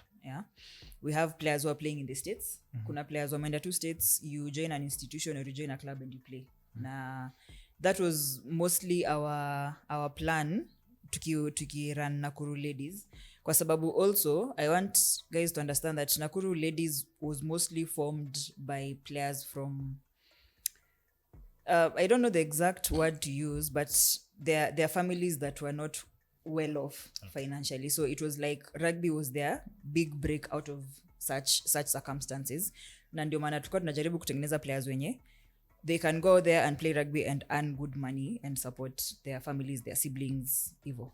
And then also uje ukipata player mwenye ana come from such a family, once the parent sees that mtoto wangu anacheza rugby na anatu sustain financially, then atakuwa more open kupeana more of their kids to go and play. So the plan was, in as much as the goal was always for them to play for the national team, that was never the long-term goal. The long-term goal was to develop professional players. And I'm glad that hata kama si wote wamego pro, some of them have gone pro and some of them are in the national team. Nice. So ulikuwa umetufikisha kwa ati kuna time ulicheza na ukiwa TM. Actually nilicheza bila kutrain because nakumbuka the previous game nilicheza ilikuwa 2019 Floodies. And then 2020 kulikuwa na COVID, so we didn't play. I think 2020 tulicheza tu game moja in Feb before COVID come, and then there was no other sporting activity till 2021. So 2021 again nikacheza Floodies. So unaona hiyo ni Floodies 2019 to Floodies 2021. So I had not trained. Nakumbuka the last training ndio nilikimbia, there's something in Nakuru used to call 3km, so nilikimbia 3 km lap and then mimi nikaenda shughuli zangu. Then Saturday tukaleta team, prop akaumia, Bigi akaniambia nicheze na tukacheza hiyo game na tukapiga Mwamba and nikasikia vizuri sana kwa roho yangu. Kwani ulikuwa unasikia Mwamba hiyo time? Tulikuwa na beef vibaya sana. Kwa sababu ujue mimi niliingia rugby nikiambiwa kama uchezei Mwamba hawezi cheza national team. Because remember Mwamba was the first club to have a lady side, and playing for Mwamba gave you a guarantee ticket, a direct ticket to playing for the national team. So kulikuwa na hiyo mentality ya lazima tupige Mwamba ndio to prove that other teams can also make it in the national team. But haikuwa ile kuchukia ilikuwa to beef ya pitch, because after hiyo sisi ni friends, tulikuwa tunacheka hapo kando ya stand na kina Stacy, but kwa hiyo kiwanja hatujua sisi si friends. So msema maisha yako tu yote imekuwa tu kuprovia 2 points. Unfortunately. Na ule wa Egerton ulimprovia? Nilimprovia. In fact nakumbuka siku tulicheza Nakuru, vile nilijoin Nakuru nao tena side ya 2016 nilienda nikampatia ticket, nikamwambia sasa kuja unione nikicheza. I am very petty, unfortunately. So lazima mi waambia watu my mantra inakuanga, if you tell me I can't do something then I have to prove you wrong. You can't just tell me siwezi unless ni kitu siwezi fanya like flying a plane. But ukiniambia saizi ukiniambia saizi cheza kabadi, kesho ninacheza kabadi. Na ukiambia sasa uweze rudi kucheza rugby unaweza? Well, sisi kama senior players there's a discussion, tunataka kuona kama tunaweza cheza Floodies. Hatujui kama tuta manage because pia magoti zimeenda, but tunaonanga vile time ya 7s we have the vets tournament for men. We are also thinking that we also have the vets tournament for ladies. So sisi kina Emily, kina Damima, kina Jamari, like the players who played before when wameacha kucheza, tukutane tu tucheze even if it's for fun. We're not playing for anything, we just want to see if we can still run and pass the ball. Mbona Floodies ya madem ilitolewa? Floodies iko sisi ndio champions of Floodies. So walishinda. Walipiga Impala lakini mmetoa Impala. Hatukupiga hiyo ni tutafika hapo. Hatukupiga Impala ya last year hawakucheza. But the previous one tuliwapiga. Yes, 2023. Na tuliwapiga on my birthday. I just need to mention that. Thank you Mwamba ladies. October 28, 2023. Yes. So uka move on after 2020, after umecheza hiyo game and then after nimecheza hiyo game, that was 2021. Ilikuwa Floodies. Then apart from playing, there were so many other things that zilikuwa zina happen. First of all, I was now in communication with Stephanie, the late TM wa Mwamba. Stephanie. Yeah. And alikuwa ameniambia her ambitions because she had just come back from the UK and she went straight into being a TM in 2019. So by 2021, Mwamba ilikuwa inaenda into a season of elections for the new executive. And she had shared with me that she wanted to vie for the position of club secretary. And at that time, I had also shared with her that mimi nafeel ni kama nimefanya everything that I can possibly do in rugby, so I am tired. So I want to become a fan. Nikuwe naenda game 3 p.m. Ukue mimi. Surely. Nikuwe wewe. But akaniambia, of course, the discussion of you're still too young, hawezi acha offer your services to the game, just come to Mwamba. So also I was having some issues with Nakuru at that time, not the club, but some few individuals in Nakuru. Ilifika point, it was becoming a bit disrespectful. So I told her, fine, I'll just tell Nakuru, because in as much as I was having issues with some people in Nakuru, I was still loyal to the club. and I had served the club since 2015, so I felt like it's just proper for me to tell them na feel ni kama time yangu Nakuru imefika mwisho, so allow me to transition to another club. And I was very particular about transitioning to Mwamba because nilisema kama si Mwamba mimi sidhani nitaenda team nyingine, and also because I felt like Nakuru and Mwamba have always had a very good relationship and a very good understanding. Sikuwa nataka kwenda team yenye players wangu wa Nakuru watanichukia. Nilikuwa nataka kwenda team yenye hata tukiwapiga bado we can still laugh about it, ama mkitupiga. So I tendered my resignation in November, if I'm not wrong, of 2021. I just told the then secretary, it's been a while and it's been real, but allow me to move to another team. Plus also I'm thinking of relocating to back to Nairobi, so I can't offer my services in Nakuru kama ninaishi Nairobi. And they just agreed. It was very amicable. Nikamalizana. Then at that time Kenya Cup ilikuwa imeanza ya ladies, so nilifeel itakuwa weird if I join Mwamba in the middle of the season. So I told them I'll just wait until Kenya Cup ishe and then I'll join you during sevens. And I told Steph categorically that if I'm joining Mwamba, then I'll need to work with the ladies first, because alikuwa ananiambia nikuje nikwete mwa club. Nikamwambia please, hawezi nirusha deep end. But unfortunately alinirusha deep end at the end of it. But nilimwambia just allow me to start with the ladies, and then after that I can see if I can take on more opportunities, because also pia sikuwa najua schedule yangu in Nairobi itakuwaje. So I had to bite off small pieces before ni eat the whole cake. So I was just a fan. I enjoyed being oh my god guys, I'm kiniambia nikuwe fan naweza fry. I enjoyed being a fan for but was those few... fan wa Mwamba sasa. Mwamba guys, niko na mimi hata Mwamba god forbid tufike nationwide, nitakuwa kwa hiyo basi by the way kama Strathmore ifika nationwide, Mwamba ifike nationwide. Are you tuko that bad? Hata si tuko that bad. Ni vile tu Queens walisahau ku defend your try ya mwisho. Anyway, were too good. So nikakuwa fan for a few months. Actually nakumbuka for those few months between November and Kabeberi now of 2022, because Kabeberi was my first tournament as Mwamba TM. Nilikuwa na enjoy kutoka kwa nyumba. Kickoff ni 4. Natoka kwa nyumba 3:50. It was I was having the time of my life. But then now I made the transition to Mwamba. My first tournament was Kabeberi of 2022. Nilikuwa TM, and Cameline, the current Lionesses team manager, was the coach for that tournament. Yeah. So tukafanya Kabeberi, tukakuwa number 2, and then after Kabeberi we did they did Christie's, but me sikuwa Christie's because I had some personal commitment. Okay. But then I don't know gani ilikuwa ya kwanza, but sikufanya Christie's ilikuwa kwanza. 2022. Yeah. Christie's ilikuwa ya kwanza alafu Kabeberi. So sikufanya Christie's, but nilifanya Kabeberi.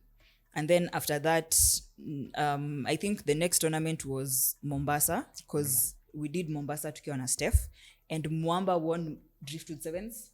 Yeah, I remember. Tabu alikuwa very good. Thank you very much. Yeah. Tuko na trophy ya Sevens. Hiyo ndio ya mwisho mlishinda Strathmore. Wewe stop it. Tulishinda Prince Lu last year. Hey, jamani. Aya basi recent kushinda KU. But yeah. So tukafanya Driftwoods in Mombasa, and then the team did Dala Sevens, but sikwa TM Dala Sevens. And then we did Prince Lu with the ladies. I did Prince Lu na ladies, then Alfie was the men's team, so alifanya Prince Lu. And then unfortunately that's the tournament that we lost Steph. Yeah. So after that sasa ikakuwa tu full time depend hapo KULABU. Hakuna mtu akuuliza hapa unafanyanga aje. Okay, kuna watu wakuuliza, but uje kama wewe bado ni mgeni, wewe bado ni muoga, unaogopa kupigia toll, unaogopa kupigia now the exec that was there that time. And I'm also a very shy person, so ukiniambia nipigie mtu huwa nauliza siwezi text, like hatuwezi ongea on email, siwezi tuma smoke signal before I make a phone call.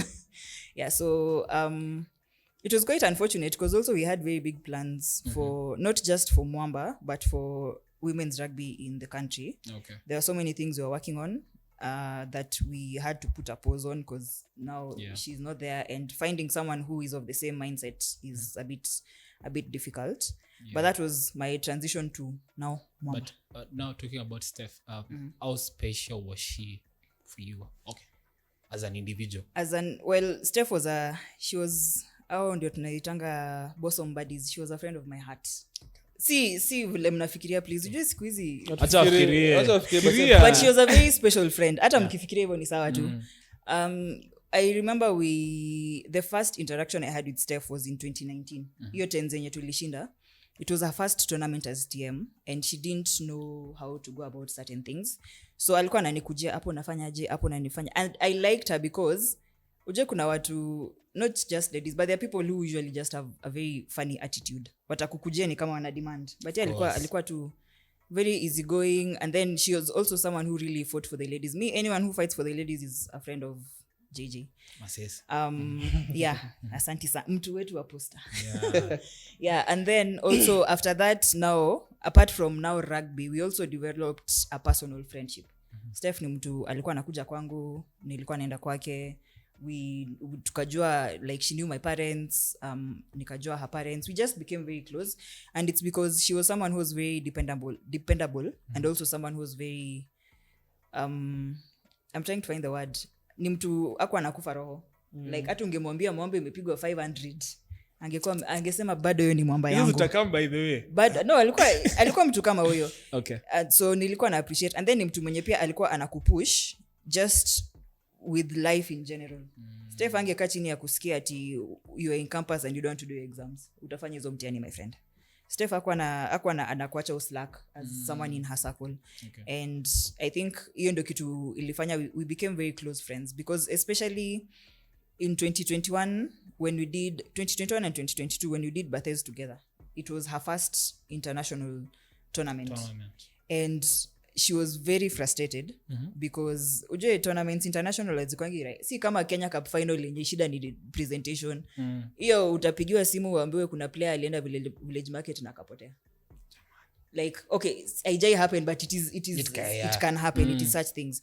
And she was very level headed. I think Adi nilimwambia I'm so surprised because my first tournament was Safari Sevens 2017. Na nilipanic vibaya sana, and I was working with a local team, but she was working with international players. And she handled it really well. And I also remember in that tournament, Bathurst 2021, I also got the opportunity to do commentary. Yeah, I remember. And mimi nilikuwa ninashake because nilikuwa nafanya commentary na Kwambo. Na kama mnajua Kwambo anajua history ya rugby from 1800. I remember such let me take you back. Mimi Kwambo alikuwa anasema vitu hadi ninamuuliza kwani ulikuwa umefanya research, but I know. And then ulikuwa unaona sasa umesema umefogodha, umesema mko Kasarani na sasa tournament iko Nyayo. Alafu Steph atakutext you're doing a good job, please remember to mention this. So yeah, she was a very dear friend of mine. And I miss her really. Okay. So now so the tissue. That's very touching. But sasa moving on to sasa umechukua the role na umekuwa TM. Yeah. So how was it now? Officially nilikuwa TM Kabiberi, but you see hizo tournaments za sevens, I had Alfie and I had Steph. So I had people to ask and people to guide me. But now my first solo game was the first Kenya Cup match for the ladies in 2022. Mwamba was playing against Western Spears, and we were traveling to Western. And I had to handle all the logistics. I am very glad that it was the last game for the exec before watoke, now the former exec. So kina Tol, kina Jijo. And I remember ilifika point nilikuwa na call Tol 10 PM namuuliza hapa tunafanya aje, and he never angei kosa kupik simu. So walini guide, at least by the time they were leaving I knew how to do the basics, because also clubs are different. Vile tulikuwa tunafanya, unaona Nakuru tulikuwa na basi ya kampuni. But hapa sasa cause we at that time hatukuwa na Modern Coast, so we had to hire a bus. So unapigia basi unamwambia tunaenda Western, tunatoka 1 alafu basi inafika 3. So that means uko Western mnaenda kufika past midnight, and then the game is supposed to be the next day at 10. So the players have traveled, they're lethargic, they haven't rested. Unawaamsha 6 waende siji blowout. Yeah, it was a bit hectic, but I'm really grateful because walini guide before atoke. So hata hii exec mpya ikikuja nilikuwa najua the basics, so now it was just gelling. So tukafanya hiyo, and then that season was it was a very easy season because I think that was the best organized Kenya Cup season for the ladies. Tulicheza maximum games, akukwa na so many walkovers. I think we played all our games. Played the semis, played the finals. It was the most. Mnasema final ya jana ilikuwa ngumu, mlikuwa mnafaa kuona final ya hiyo season ya 2020. Actually, hiyo times mlipigwa na Impala regular season. Wao walitupiga regular season na 4 points na tukawapiga finals na 4 points. Yeah. Okay. So in your first season, ni challenges gani uliface as a female TM? At my first season in general or my first season As a solo? Well, I think the biggest challenge as a solo now, that was now the next season, because the 2022-2023 season we did with Alfie, and then now the 2023-2024 season is the first season I did solo. And I feel like, I think kitu tu ilini challenge ni the fact that I was a bit overwhelmed, because kuhandle teams tatu si rahisi, because I had Kenya Cup ladies, and I had ESS. And so when I fika point, you're just frustrated, you want to switch off your phone, especially if you're a female. You know, sometimes we are very emotional, so player likukanyanga kiatu kwa basi umekasirika, utaki kuongelesha timu nzima. Umewahi fanya hivyo by the way? Hapana. Okay. Mimi na players wangu we have a very good understanding. Wanajuanga time yenye TM ako overwhelmed, usikaribie hiyo kiti ya usikaribie hiyo kiti ya TM atakuangalia. But I think it was just a lot of kukua overwhelmed na kukua frustrated, because I was alone. It is not easy to handle 3 teams, because utapata ladies, there's a weekend, the last game, the last regular season game, Nakuru men were traveling to Nairobi and Mwamba ladies were traveling to Nakuru. So you have a team in Nakuru, but you can't travel with them because you're hosting a team in Nairobi. So as TM you have to be here, but also huko mtu ameumia, unapigiwa simu TM, tunaenda hospitali gani? Yeah, so apart from the frustrations, sidhani nimekuwa na any other major challenge as a solo female TM. What was the toughest role as a TM? Let me tell you, the toughest role as a TM, watoka brass. Mungu anawaona. Muhanji. Mungu anawaona. That game yenye tulicheza when I say last season, year 2023-2024, I was not prepared. I have as a team manager sijapigwa hivyo. Hiyo yenye tulipigwa 83, was it 83-7? 7? I don't remember the score. Yalion Anyway, Peter. but mlipata 80 basically. Yes. Mulipigwa more than sisi. No, mlipata 80. I think that was my toughest. I can say till date that was my toughest game as team manager, because it even reached a point we had only 13 players. I came back with 8, 9, 11 injuries. Wow. It was not an easy game. So waliwapiga na wakawaumiza. Walitupiga na tukawafeel. Amkuwa si ati nyinyi hawakutufeel. Hii season ilipita walitufeel. Lakini hiyo tulipigwa na tukawafeel. It was very ilifika point. Do you know, I think also when the scores kept piling, players walikuwa frustrated. Yeah. So kuna time players walikuwa wanaenda kutackle. It is a double tackle. Players wamegongana. Okay. Players wa Mwamba wawili wako chini. Huyo mwenye alienda kutackle ameenda kuscore. Huyu amekatika mdomo, huyu shoulder imetoka. And it was let me just tell you, after that game Isilaba the chairman at Kabrasa alikuja toka niambia JJ kuja tu niende nikununulie kuku kwa sababu naona I can see it from your face. Shit. But also we had a very young team, and I remember I told my players, Mimi, one rule I usually have as team manager is, for as long as I wasn't on that pitch, I'll never come and tell you ulicheza vibaya. Hiyo hautaisikia ati uliuza sijui ulifanya nini. I will never tell you. But one thing I told them is I am so proud of them because now they know what rugby is. Hiyo ilikuwa baptism by fire for them. So kama players unaongelea mzito wa 13x. Dennis Ndayala mwenye ako chipu saizi wameshinda Zimbabwe. Alianza kucheza hiyo. Hiyo ndio ilikuwa game yake ya kwanza. Wow.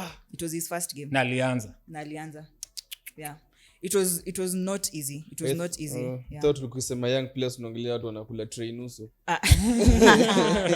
Huyo young player that time alikuwa ana represent nchi. So he wasn't there for that game, but yeah.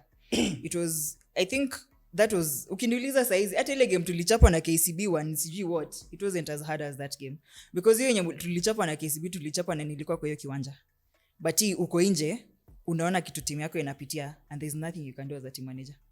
Hata kwanza mimi ni dem, hata siwezi sema nipeni boots juu hata siwezi okoa. Yeah, but that was one of the hardest games I've ever covered as a team manager. na pia game ya KU ya this season. Sema kitu alikwambia. No, acha nikwambie. The reason why nasema that was the hardest game ni kwa sababu I think when team ilikuwa ina celebrate me already nilikuwa nishajua tumekuwa relegated. Yeah. Niliona tu score ya Strathmore na nikajua. Nakwambia So guys nilikuwa hapo walikuwa wamefurahia. Nakumbuka even the tweet. Guys were happy. Guys were happy. Yeah. Alafu all of a sudden tu pitch mzima imenyamaza. Ilinyamaza, watu wakakaa chini. Courtesy of yours truly. Mimi nakumbuka hiyo game iliisha.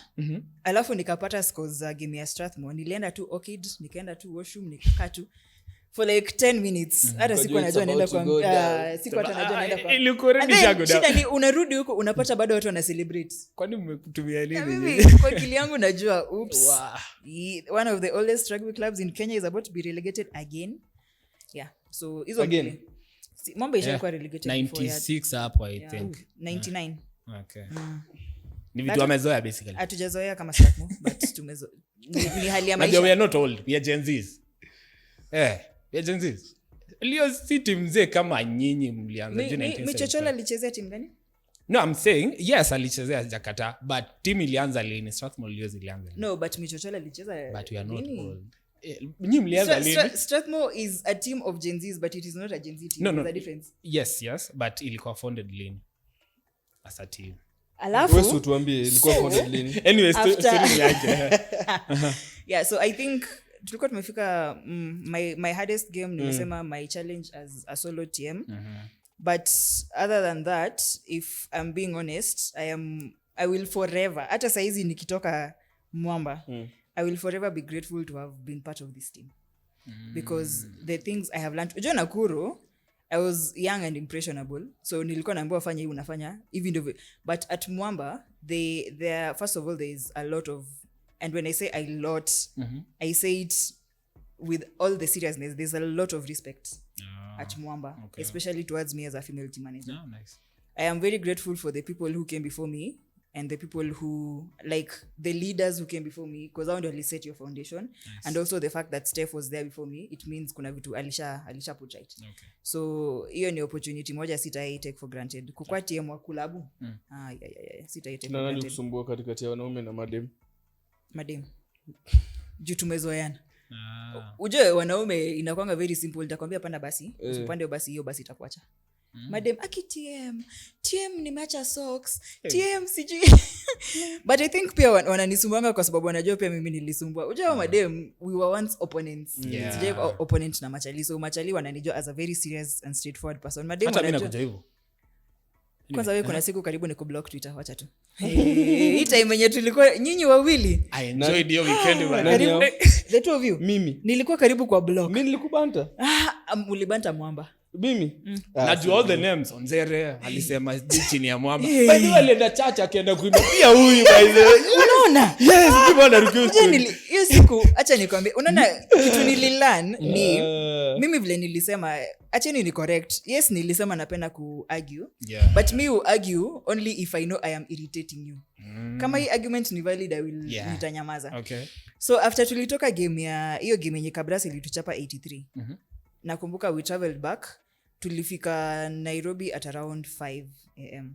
Okay. And then mimi sasa usingizi ilikataa, nikaingia banta, nikaona watu wanatuma. Nilijibizana na hiyo siku nilitafuta tu socket, nikaeka simu kwa charger. Me and you guys. Hadi sasa watu walikuwa wananicoll naambia ATM hapana, wacha. Naambia mimi niko sawa, because I noticed every time nilikuwa najibizana na guys kept getting irritated because I was arguing with facts. Okay. But here relegation sikuwa na comeback. Nilikuwa na mtu amesema Mwamba block. Mwamba I think niliblock almost 100 people on that weekend alone. Mbona ulituacha? Niliblock and then nika-deactivate all my accounts. Nilipotea Instagram, X, Facebook, kwanza Facebook. Nilikuwa naona basi ya Mwamba alafu nasikia Mwamba FC on the way to sijui Sigalagala. So yeah, it was Galagala. But nikasema pia in as much as mlikuwa mnabanta men, pia nyinyi mnasupportingi madem. So nikiwa block amta support madem wetu. But anyway. Yeah. But ilikuwa hivi. Yangu ilikuwa on a light note. Hakuna ni banta. Wanasemanga art is a mirror of the society. Whatever happens in the society ndio una put into art. So me whatever was happening at that time, actually ni kama njugush venye hizo skits satire zake kitu inapenyo time Kenya ndio. But mimi niko na swali, ni teams ngapi zilikuwa relegated?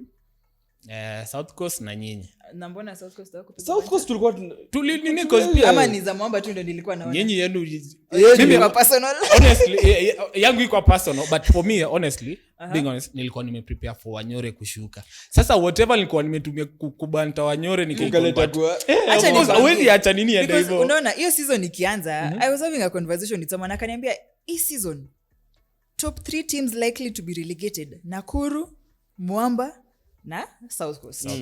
Na hiyo ya Nakuru na Mwamba nilifight. Hata nakumbuka siku yenye tulienda the day we had our fundraiser, I was dressed in green and black because I was saying hiyo time ni Mwamba na Nakuru ilikuwa bottom 2. Yeah. Na nilikuwa naambia watu I am here because I am supporting my bottom 2 teams because Nakuru will also always be my team, you know. Yeah. So hiyo siku yenye tulienda game ya Nakuru.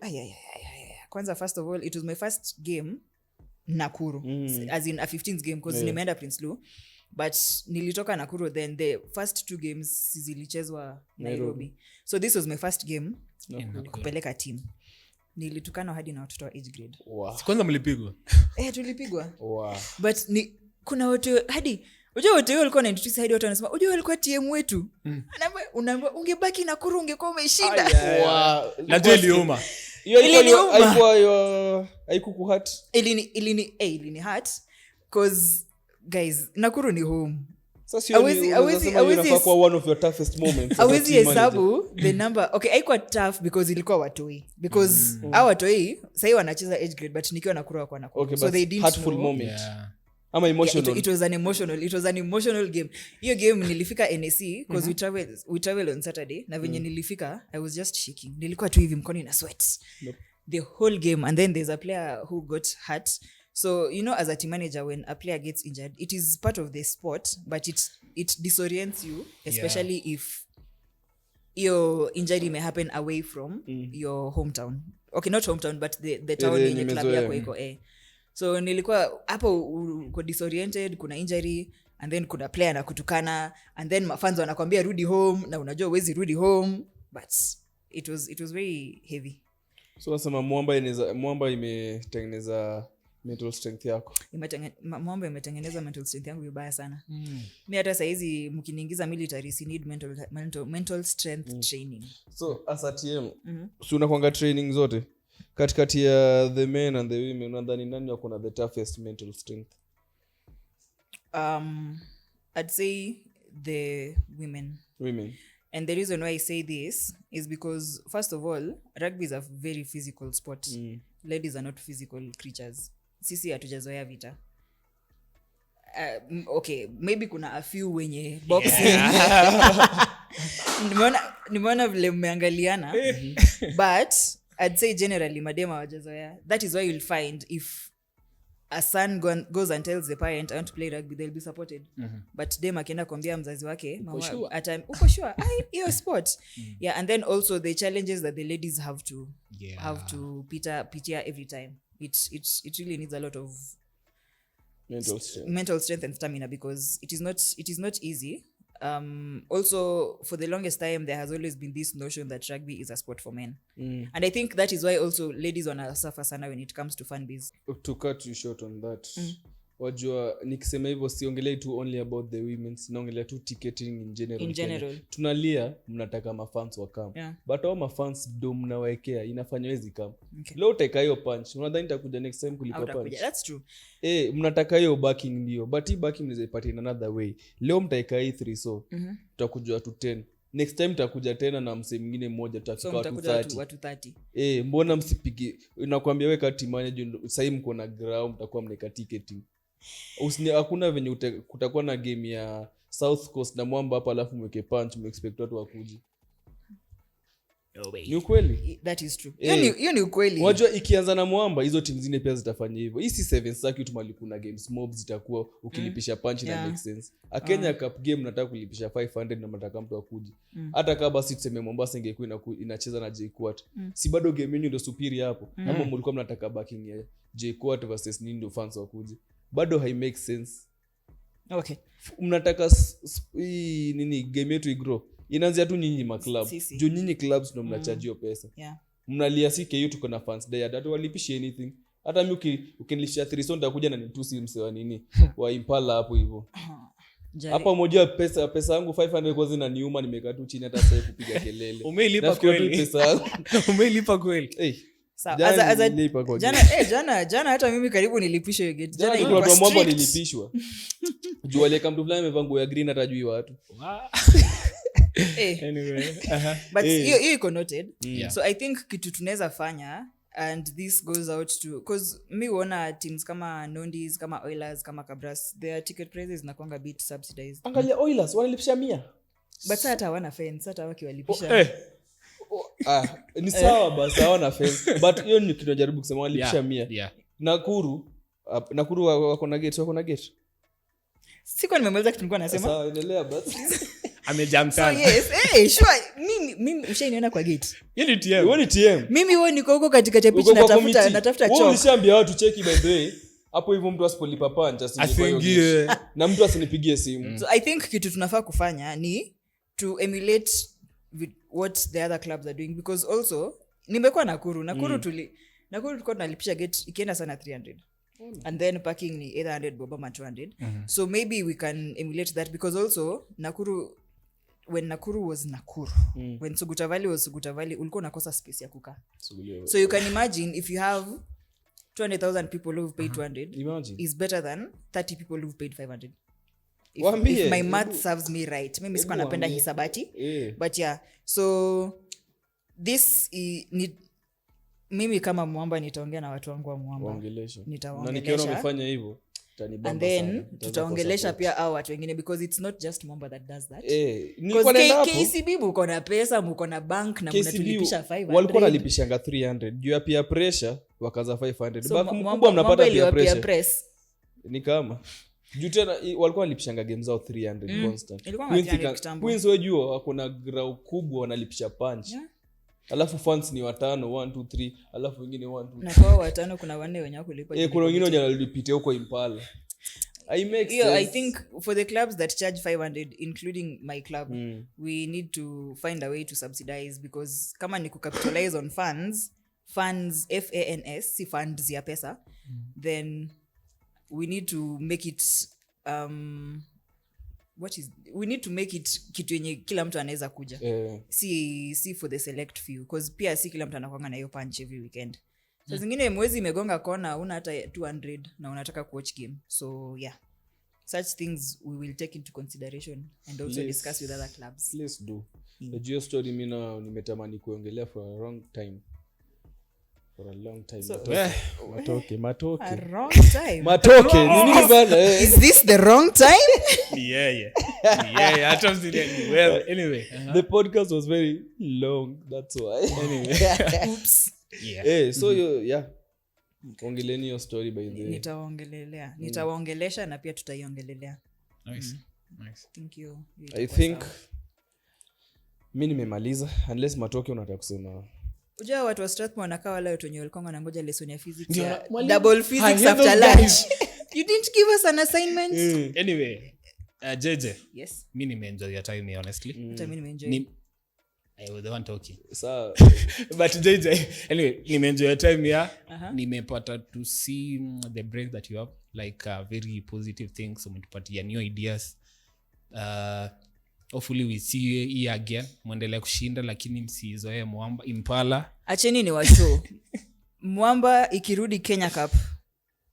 nisipopatiwa invite hii kiti nitaleta kiti yangu na pia msiporudi ama anazendelea nyiko na kurukiti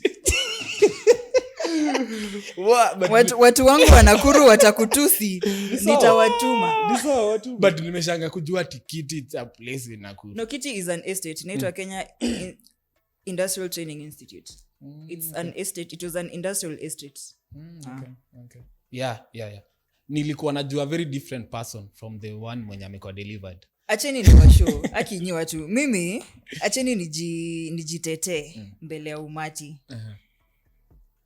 nakwanga na sura ngumu lakini mimi si mbaya nyewe unajua kuna mtu there is someone actually ali approach one of my friends akamuuliza unaongeanga jina JJ huyu msichana akai kuongelesha watu bora hauja cross my team tutakuwa friends but si matoke amecross na nini friends ndio maana sisi friends we are not friends awoni venye na swing anangoja mbio ishi atoke hapa mbio yenye Strathmore ilishindwa kukimbia. JJ tukimaliza unaweza ambia nini watu your last message, na kama uko na biashara yote ama nini unafanya ama kama unaweza nipea kazi, matokeo yanaikuwa na wazazi. mimi na niko na wazazi. No, nimeangalia venye hiyo nywele imechanwa. Guys, I'm just hiyo nywele inarudi kwa nyumba ya mzazi. So kitu naweza sema ni first of all I'd like to greatly appreciate watu wenye show up for game ya madem jana. It is usually very exciting especially for the players wakiona kuna fans. Unajua kuna mahits. Hiyo game sijaiona game ngumu kama hiyo game ilikuwa hao wasichana walicheza, and it's usually very exciting when they get the cheers from the fans. Inawa motivate. Our feel ni kama wanaenda kucheza in an empty stadium. So asanteni sana, thank you so much for everyone who came, for everyone who followed the scores online. Watu wenye walilipa 500, I hope mulipata ice cubes. Kama kupata ice cubes ni shida yako, usijui ulienda kwa nini. Oh, no wonder. But thank you so much. Na tuendelee kusupport the game. Number 2, I'd like to wish our national teams all the best. Chipu washamaliza yao, but they played really well, especially game ya Azim, and I'm so proud of them, especially for my boys on that team. Eugene, Deno na Bluk. And I'd like to wish the Lionesses all the best, and I'd also like to wish the Shujas all the best, because it is, in as much as it might be a walk in the park, it is not going to be an easy tournament. Kila mtu anaitaka, so lazima tuitake more. And also the Simbas, because najua wako karibu kuanza campaign yao. I wish you all the best. Also the Legends, sasa tunawish kila mtu all the best. Wanaenda Uganda next month. Yeah, because I think it's beautiful kuona DBA and the academies wakicheza, and then national team inacheza, and then sasa wale wakongwe lakini itapigwa na kila lavi, but the old guys also wakicheza. It shows that you can play this game at different levels. Tuseme kama ulicheza chipu alafu hapa katikati ukadilidali, unaweza kuwa 35 year old uende ujijaribu huko Legends. So yeah. And number 2, this is my appeal to unions, clubs and federations. Please, let's support the ladies teams the way we support the men's team. Let's talk about it, because they are not children of a lesser union. We all belong to the same union, so let's talk about it. And also haikwangi poa kukuja tu na kusema all the negative. So we also appreciate the fact that there is a Kenya Cup. We're very grateful for that platform to showcase our talents. Tunashukuru sana, and let's see how we can make it better, because in as much as nilikuwa nina complain that union aiongee, it is not just the union that needs to talk about it, because haita make sense kama union inaongelea na Mwamba iongelei or na kuongelei. So it is a collective effort, both players, clubs and the union. Let's just talk about the sport.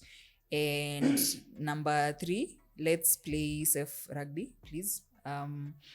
Tunaishi kwa era ya mihadarati and a lot of other things. Jana niliona ada kwa kisumbua wasichana hapo vibaya sana. So let's play clean, because your longevity in this sport is determined by how clean you keep yourself. Sindio? Yeah, so tujaribu tu hizo. Na kwa mafans, msi give up na muache kutukana players. Mnafanyanga players wanasikia vibaya. Mafans. Mtuge minda kutusi. Anyway. Tusi give up on our players. Whether we win or we lose, let's just be loyal fans. Tusikuwa wale mafans wenye tunaongelea timu yetu tu time yenye imeshinda. Yeah. Because au pia wataanza kufeel ni kama we only appreciated when you are performing, but as we know with sports, performance ina ebb na ina flow. Kuna time yenye iko juu, kuna time iko chini. So tusikwe wale mafans kama Uganda. Ni yote. Okay. Una busy yote unataka kuambia watu support mahali? Unfortunately mimi nilifunga biashara kwa sababu madeni za Wachina zimekuwa mingi. Shida ni kasongo, sema tu hiyo. Shida ni kasongo. So I run a fashion house called Nyakingi Fashion House. It is currently not operational, but from July tutakuwa tumerudi back in business. So nyinyi watu wenye models kujeni, nyinyi watu wenye mnaoana na mnataka kushonewa vitenge pia. Ngoja models umetumia example. Anyway, continue. Don't even comment. Nyinyi watu wenye mnataka basi leta bibi alafu nikushone kitenge. Dana tadem. Sawa. Ni hivyo tu. So it was nice having you JJ. Na leo umefanya leo watu mtawatch podcast 3 hours mkwetu na dictionary kizungu imepigwa hapa mtu yangu nasikia tu amicable anajiongelelea unajua sijui liability kwa tunasikia tu vitu niko like okay acha nyamaze matoke hapa mbezo ya Kiswahili so guys venye nilisema nitaongea English lakini ameongea yangu so mimi naambia it was ka utafikadi hapa mali naongea hizi vitu ni sawa it was naweza ongeza kitu wacheni niongeze kitu watu wa kulabu I was just here to prove to you that tunaweza piga blood kwa kiwanja na kwa Kiingereza. You're welcome. And that was hey unataka kurudi hapa tena kweli nitajirudisha huyu simuishi tena and that was my time with you guys Marseille out and that was Rogue Rugby TV. Cheers.